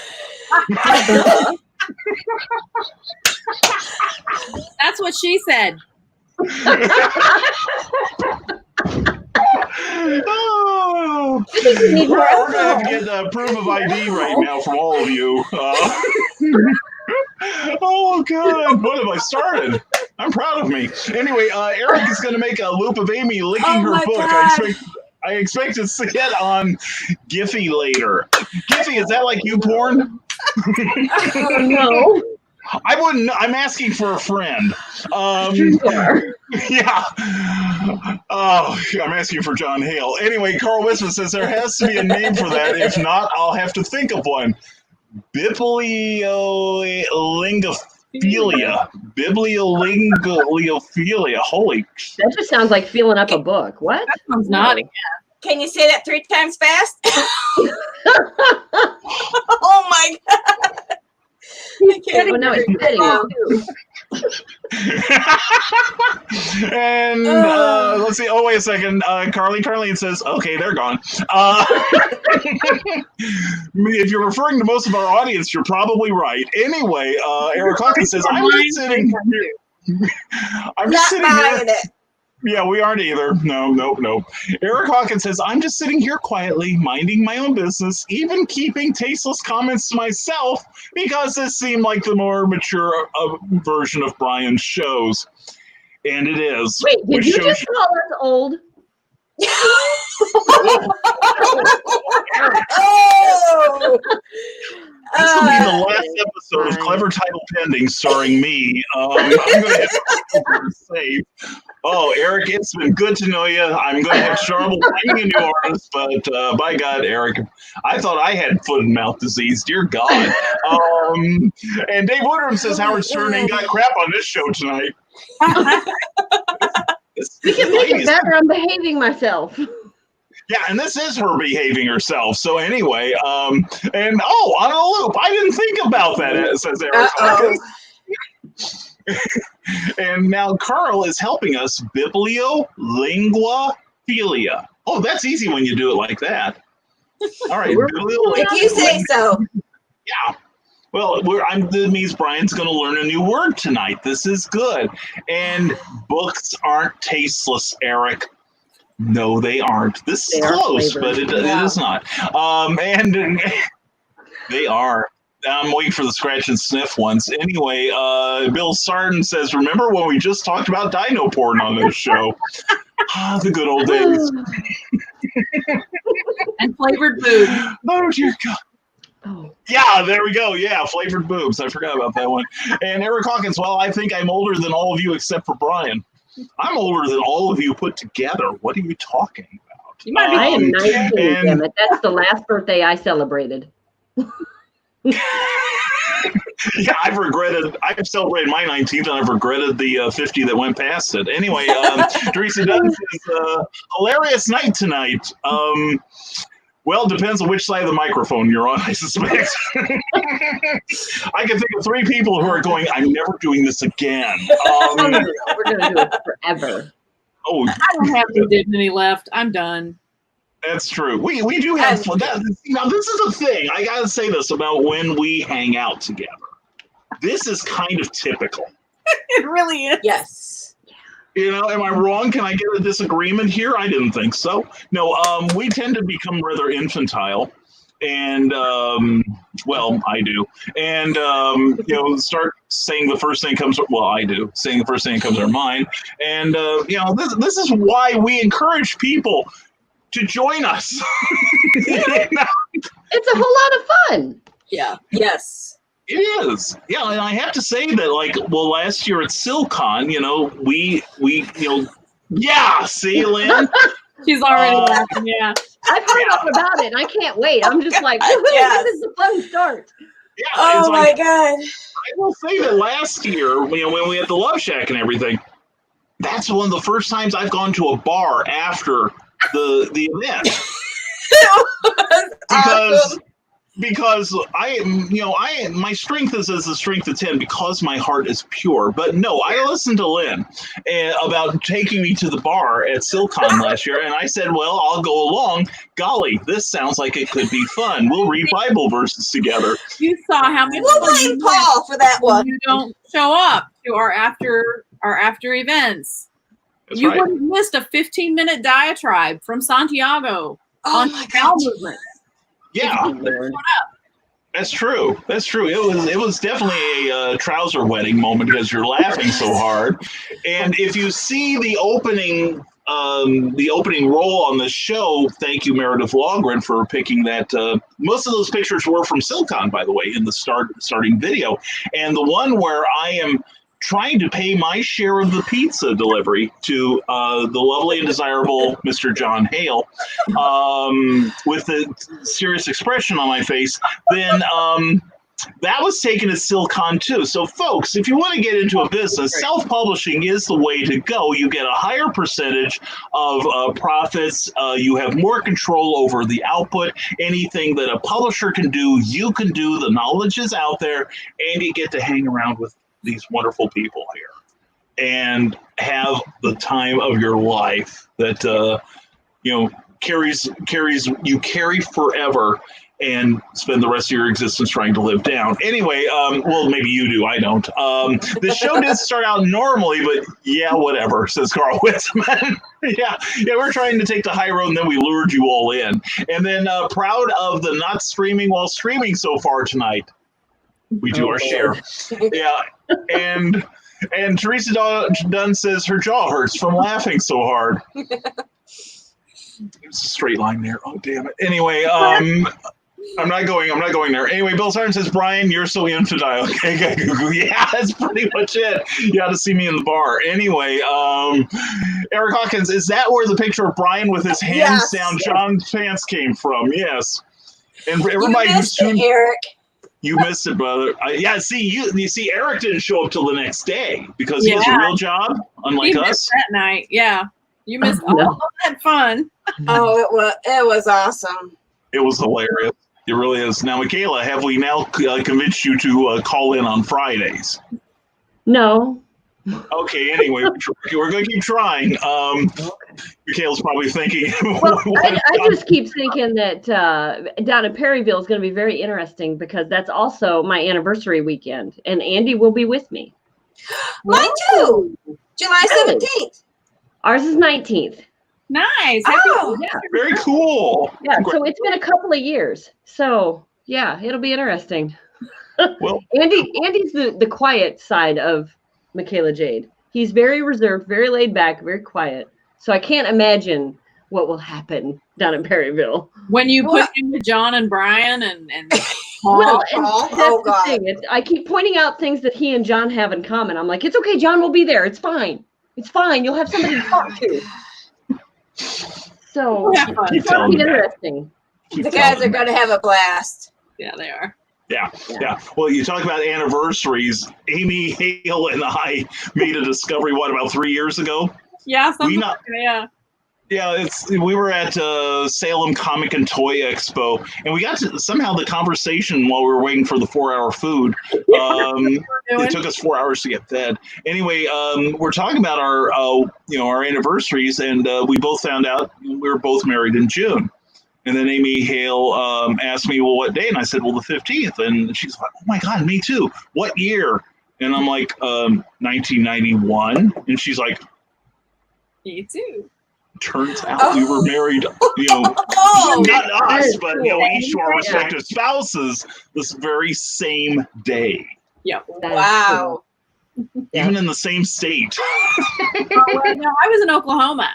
Oh, you were. Oh, that's right. You were in Oklahoma. I was in Illinois. Yeah. So. At our wedding, Andy and I found out that his aunt and uncle were married on the same day as we were married. So it was their anniversary on our wedding. Oh, that's fun. Yeah, that's fantastic. Cool. I love that. And here we go. Kim Wick's sticking up for you. Sure, blame Lynn. She's sweet enough to bear the weight. Aww.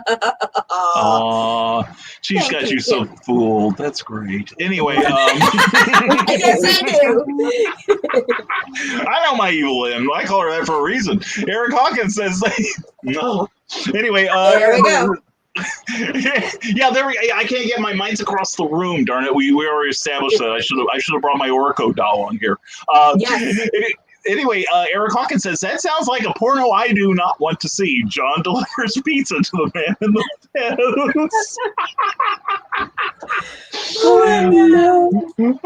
house. Fez. Oh, that's right. Come get Fez, people. Fez? I know. Oh man, can I fondle your tassel? Carl Winston says, McKayla, there will be an after party at the Hampton on Friday night. Just saying. I think that's where we're staying. I think I made the reservation. I just can't remember where it is. Well, that's the thing. If we go to the other one, we have no reservations. Anyway, that's okay. Yeah, we're not at the. Yeah, we weren't at the Hampton. We were at the Dream. Yeah, Dream something. I gotta call him this week. Eric Hawkins says John steals my beef. I think we need to explain this one, Amy. I was gonna say I feel lost here. I'm like, wait a minute. I don't know if I want to know. I just don't know if I want to know at this point. Yeah, you don't. Oh, come on, but it's awesome. In for a penny, in for a pound. It's fine. Yeah.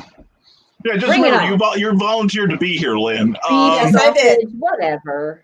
Yeah. Do you want to explain it, Amy, or? I don't know that I can. Well, John, I've noticed that John has this problem with getting orders to his liking. And we were at one of the restaurants last year, SalukiCon. I'm thinking of SalukiCon.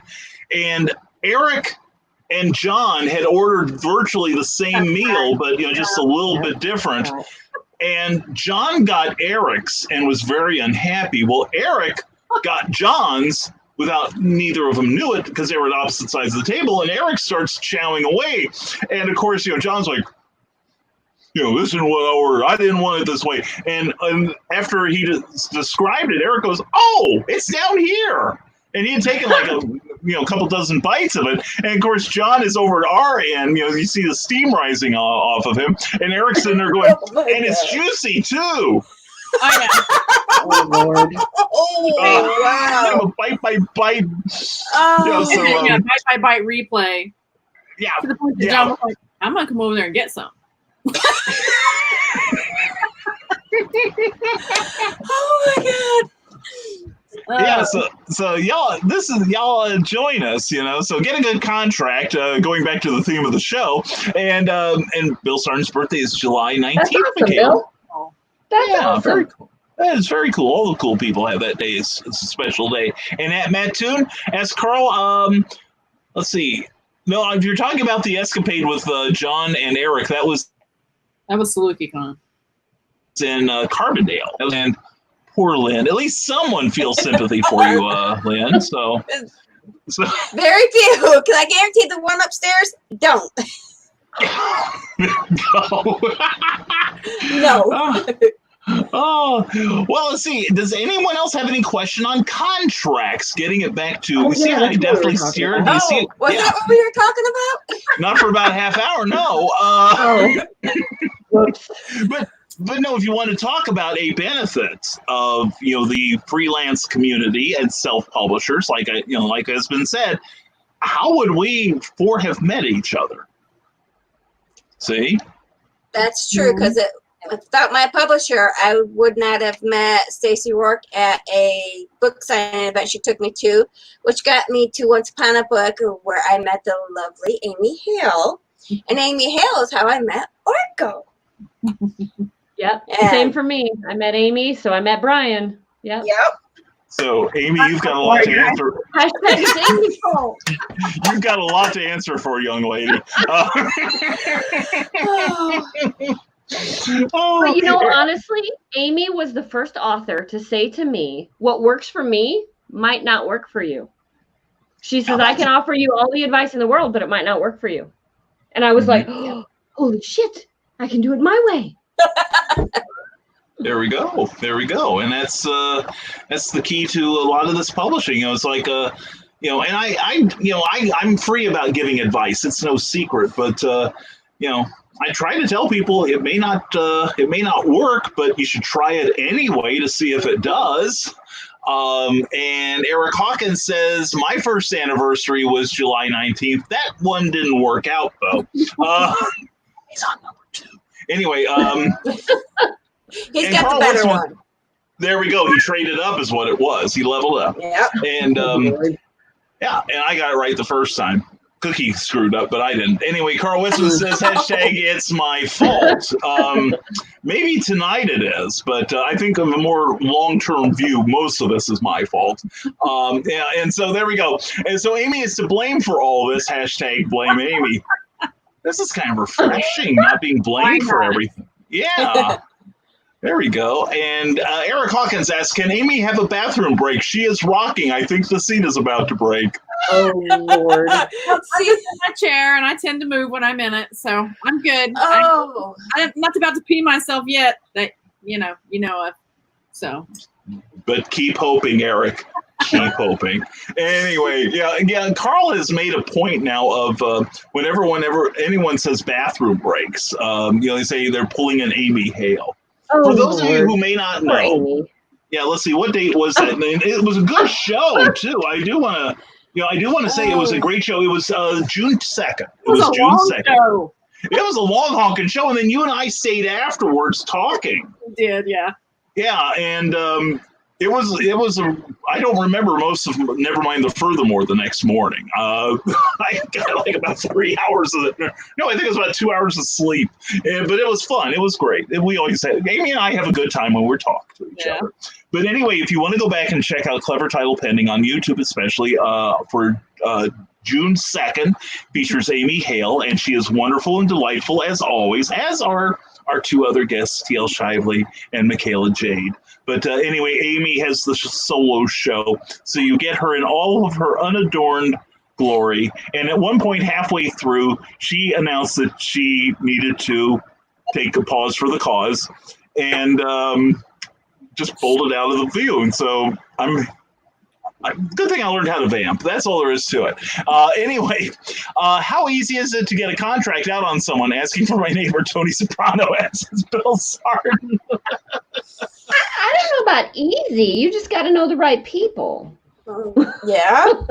And this is where networking becomes so very important. Networking. Yeah, there you go. Networking. Yeah, that's what we're doing here. We're networking. Oh, And money. Yeah. Yeah, there's that. Yeah. Do you have any of that? I don't know. I used to know people who knew people, but I live a far cleaner life now. But anyway, I just make up for more personal degeneracy. But anyway, Carl Wisman says, poor Amy will never live that down. Nope. Especially if Carl has anything to say about it. Yeah. We all have something. We all have something. That's true. All she has is a natural bodily function. I have dinosaur pornography. Yeah. So, it's like, let's keep it in perspective here. Sarah says, Amy, think about a waterfall or a dripping faucet. Oh, Lord. This is where you find out who your friends are in this business. I was going to say. Yeah, I'm making a list of all of you wonderful people, and I'm going to be real close to my heart. It's going to be in my back pocket. Just make sure it's in a Ziploc bag. Anyway, sorry, couldn't resist, didn't even try. If it's any help, I know where Sarah lives, so you can deliver it personally. You're So die. I mean, you know. there we go.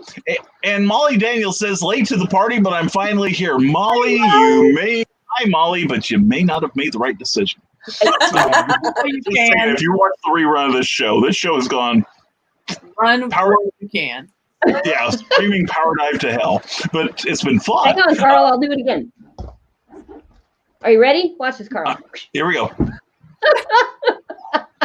And somewhere in Danville, Illinois, an angel has earned its wings. And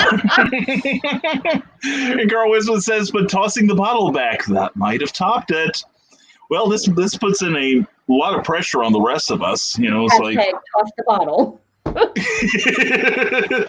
So now I've got new qualifications for guests on this show now. Y'all going to be raging alcoholics. And going to the bathroom a lot. All out of love, Amy. Yes, Brian knows where I live, says Sarah. You know I love you, Sarah. We all love you, Sarah. And Bill Sargent says we shouldn't be leaking. Bill. We shouldn't be leaking any information about Amy. I'm sorry. Did I say leak? Yes, you said leak, and so did I. Now I'm an accomplice. Damn you, Bill. But anyway, This list is getting long, people. yeah, she's getting pissed. I mean, she's unhappy. Oh my God. Oh, dear God in heaven. Anyway, Eric Hogan's, I'll make Amy feel better. Oh, this ought to be good. I'm not so responsible at this point. Last week in the middle of the day, Eric went upstairs to change his pants. His wife asked what he was doing, and I had to show her I had somehow peed down my leg while going to the bathroom. How does one do that?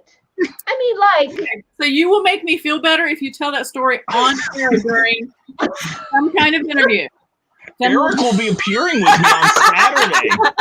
Eric will be appearing with me on Saturday on the indie event at 3 p.m. I will be promoting it, and so you can ask Eric all about it and see if maybe he will give us a demonstration of that. So, Eric, did you pee your pants once, or yeah, or only once? only Yeah. Upstairs? I mean. Yeah. Brian's old, but he doesn't do that. Anyway, was it a choice? Anyway, Carlene says, yeah, that's how to keep Amy's mind off it. Just keep talking about it. Yeah, works every time. Boy, are we a bunch of drips for doing that. Yeah. Anyway, yeah. Friends like these, huh? Carl Wisman says, if a publisher wanted to reprint one of your self-published novels now, would you consider it? And he does note that he is trying to behave, and we are proud of you, Carl. You're doing better than the four of us. If I had more control and the profit margins were better, sure, I'd consider it. It would depend on what they were offering me. Yeah. It would have to be here. a really good offer. Right. There we go. And Nick Tockert, glad you made it, buddy. Glad to see Tuesday nights are a bit more highbrow than the never mind the furthermore. What are you using as your basis for comparison? When you acquire contracts, yeah. Anyway, when you acquire contracts, do you write your own or use a pre-generated contract site? It's an excellent question. Thank you, Nick. Yeah. Wait, we can do that? I mean, I've never written a contract, so I'm not sure where the people that I publish with have gotten theirs. I know with Havenwood Falls, the publisher actually went to a lawyer, and they spent hours figuring out what they wanted in the contract that was fair to them and to us. So that one was custom through the attorney, but I'm not really sure. I don't know where other people get them. I have never had to put one together. So, well, I know for my daughter's editing stuff, we looked up contract templates on Google, And there's so many. But we were able to find one that was just a basic general contract. So maybe Google? Yeah, and I've heard of some people going to, oh, damn it. I blanked out on the name. Legal Zoom. Yeah, drink. I ran out of drink. Yes, Legal Zoom is the site. Because I think they have some publishing contracts on there, but, so. What about you, Lynn? I don't want to omit you. On this one, I've never tried writing up my own, or I just used the publisher had theirs, and I have no idea where they got it from. And yeah. So. Okay, here we go. Cindy Kemp has another great question. What are some resources you can use to vet publishers? Word of mouth. Yeah. Better Business Bureau, and ask friends. Look up, like if they've got a list of authors, which they should on their website of who they publish, go to them and ask them questions. Don't be afraid to ask questions. And I will also say that what I do, I get a lot of people asking me about publishers, like I know everything, but I know this secret site. It's called google.com. And I do two searches. The first one is name of publisher, followed by the word reviews. Yep. And then you look at what's there, and if they're all like, we have 5,500 reviews, and they're all 5 stars. Take it with a wee grain of salt. And I've noticed also that when you see all of the positive reviews and all of the reviews, period, coming from their website, kind of be a little wary of it. And then I do a second search for name of publisher, ripoff, or scam. Yeah. And it's really interesting what you find out about some people that way. So, but that's what I generally do when I'm vetting a publisher. But with me, at least, it's been word of mouth and reputation. So. Yeah. And Molly Daniels asks, since Riders on the River is canceled, does that mean we'll see you at Heroes for Kids? Yes, Molly. Yes, I will be at Heroes for Kids since Riders on the River sadly canceled. So yes, I will be at. Since that didn't work out, I ended up going with Heroes for Kids. So yeah, I will be there.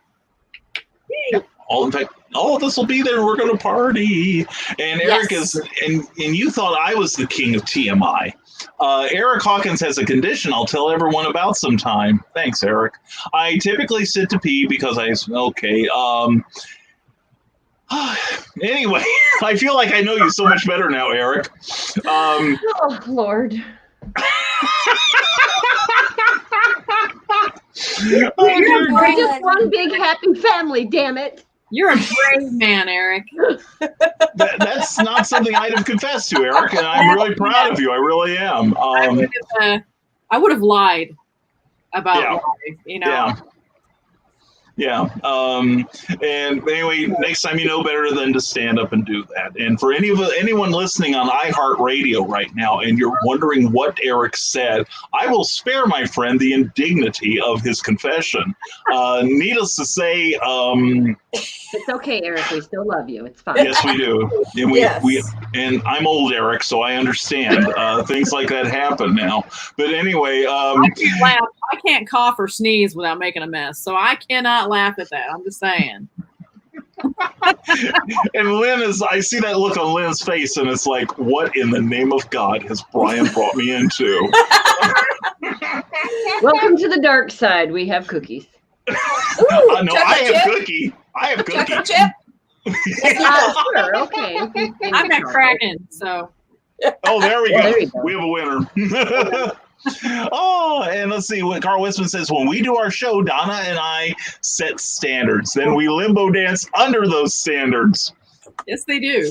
Yes, they do. Every other Friday on Uncle Carl's Drunken Rant, and it's a lot of fun. And okay, Eric Hawkins, says Carl Wisman, TMI. But don't you feel closer to Eric now? And I know next time that Eric and I get together, he gets to go in no, he goes in after I do, period. But I'll make it fast. Molly Daniels, is P&E still a viable resource? I know they were looking for someone to take over the site. Oh, Predators and Editors. Oh. Which is, I will recommend it. That is a terrific site for, if nothing else, information on what to look for from predatory publishing practices. Are predators out there? I know you're shocked. I wait till you're sitting down. But no, it is. I don't think they publish as often as they used to back in the day. But I'm noticing that a lot of the stuff that they do publish now at Predators and Editors are basically the same old con artists, but using different names because they got caught the first time. So, and Carlene pretty much states the purpose of this show. Standards, we don't need no stinking standards. We don't know what those are. Standards, that used to be the name of Amoco oil back in the 60s. Anyway, not too close, says Carl Witzman. Must be speaking to Eric. So anyway, now we have something on Eric, just as Carl has something on Amy now. So, whereas I not only embrace my faux pas, I practically kiss them on the lips. So, so anyway, I think we've had some terrific questions. What do you think, ladies? Yeah, I think so. I think we've covered a lot.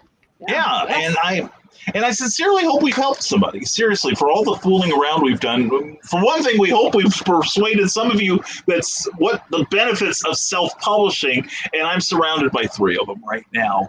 Dear friends of mine, I love these ladies sincerely, and we're looking forward to many years of folderol and folly on the road once we get to go out. Anyway. Yeah. So anyway, real quick question: how is everybody surviving this? How have you been working your business and such? I haven't been too much because I work a day job that is landscaping, and so that is a 10-hour, 11-hour days. So honestly, I need to be doing more than I am, but with all the stuff that I do, I'm super busy. Do.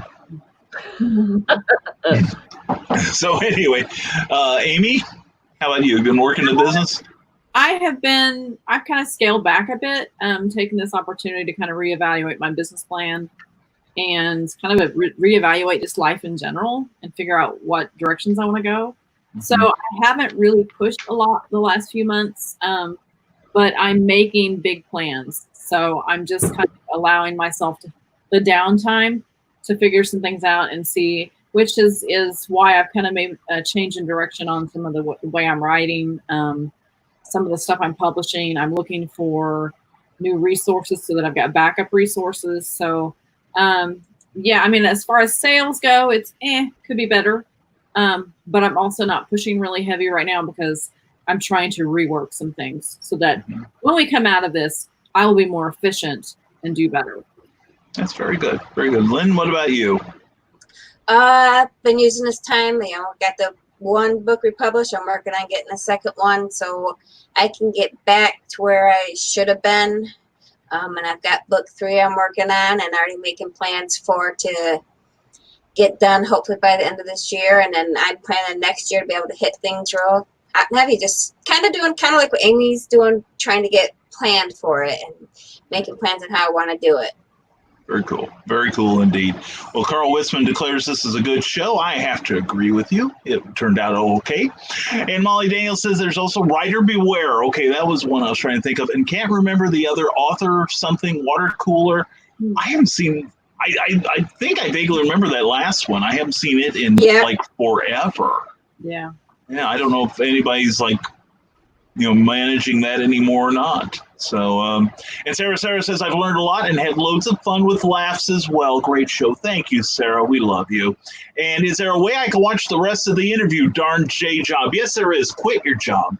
Learn what's important. Commit yourself. That's right.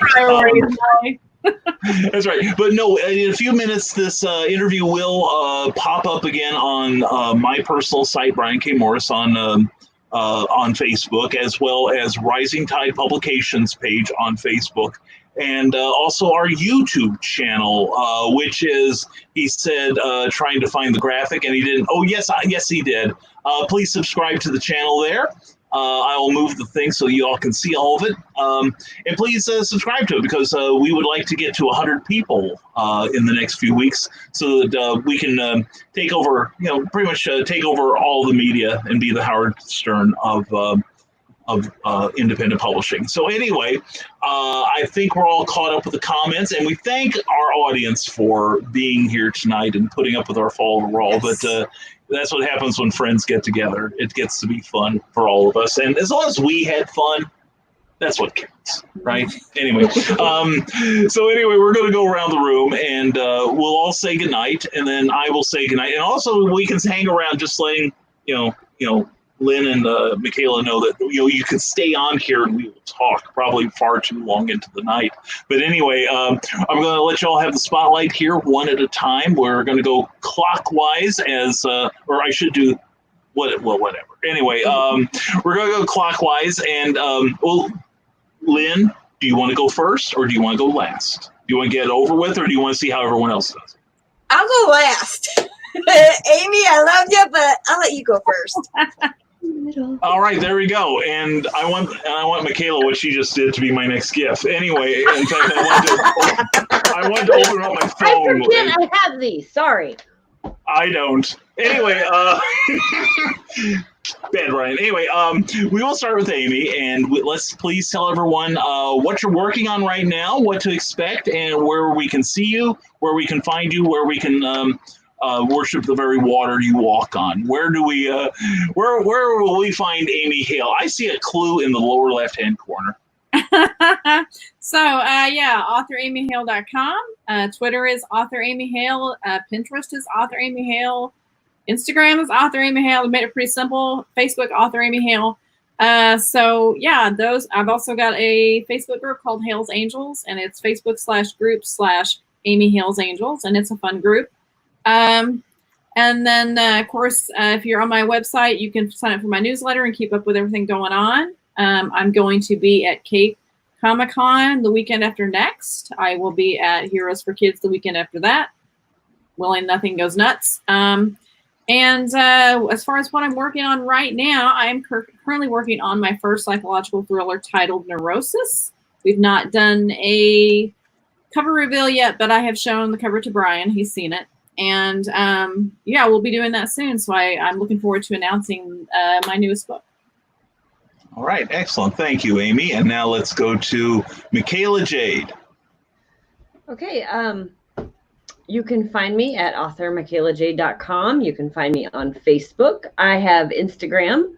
I think it's authormckaylajade.92 at Instagram. I'm working on books 2, 3, 4, 5, and 6 of the Elite Warrior series. I can't ever stay with one, so they're all in the process. Number 2 is almost done. You can follow me on Facebook for all the updates there. I have a Facebook group called The Outlaws. That's where I post a lot of work in progress. So you'll find that there. And then, my first signing will be Perryville, the Heroes for Kids Con with everybody. Very cool. Very cool. Thank you very much, McKayla. And now, TL Shively, your moment in the spotlight. Thank you. All right, TL Shively. I've got, you can find me on Facebook. I've got my page. I've got a like page under TL Shively. I've got Instagram, TL Shively74 on that one. On Goodreads. And that one, I think it's just TL Shively. Don't quote me, but I'm there if you look for it. And on Twitter, it's TL_Shively. So, but if you look up TL Shively, you should be able to find me on those. And what I'm working on, I got getting book 2 republished, and then I'm working on book 3 in the Guardian series. And hoping to get that one published by end of year. So, young adult fantasy, that's what I write. Beautiful. See, that wasn't so difficult. Anyway. And I'm Brian K. Morris. I'm the alleged host of this show. We do this every Tuesday at 8 p.m. Next week, we are going to have a couple of friends of ours, Meredith Walgren and Rob Anderson. We have started a new comic book company called Terraform Comics, and these wonderful people will be on to talk about what it takes to start your own publishing business. As for myself, I have risingtide.pub, where you can sign up for my free monthly newsletter. The next issue will go out tomorrow at 5 p.m., so please sign up immediately, if not sooner. And also, Clever Title Pending, we do this every Tuesday. Like I said, we have a 3 times a week, Monday, Wednesday, Friday, interactive talk show called Nevermind the Furthermore. Plus, you can find me on Amazon and Goodreads, and also risingtide.pub with a list of what I do. Anyway, I want to thank everyone for being on the show here. TL Shively, McKayla Jade, and of course, Amy Hale. Thank you, ladies, for being here. You are awesome, each and every one of you. Thank you. All right. And it was my pleasure, believe me. And now we are going to mute our microphones. Wish you all a wonderful night. And don't forget, everyone, to stay safe. Oh, okay, I'll let you get back on here. Hold on. Okay, there we go. You can wave. You can wave me out. I'll just do my thing here. Anyway, folks, don't forget, stay smart, stay safe, wash your damn hands, and don't forget to never apologize for being awesome, just like these ladies here are awesome. Anyway, thank you for being here on Clever Title Pending, and we'll see you next week. Have a great evening, everyone. Now comes the part where we throw our heads back and laugh. Ready? Ready!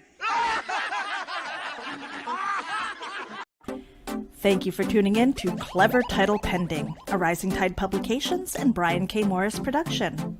A member of Comic Book Advocating Network and sponsored by GeekInsider.com. Become part of our show with sponsorship and advertising opportunities.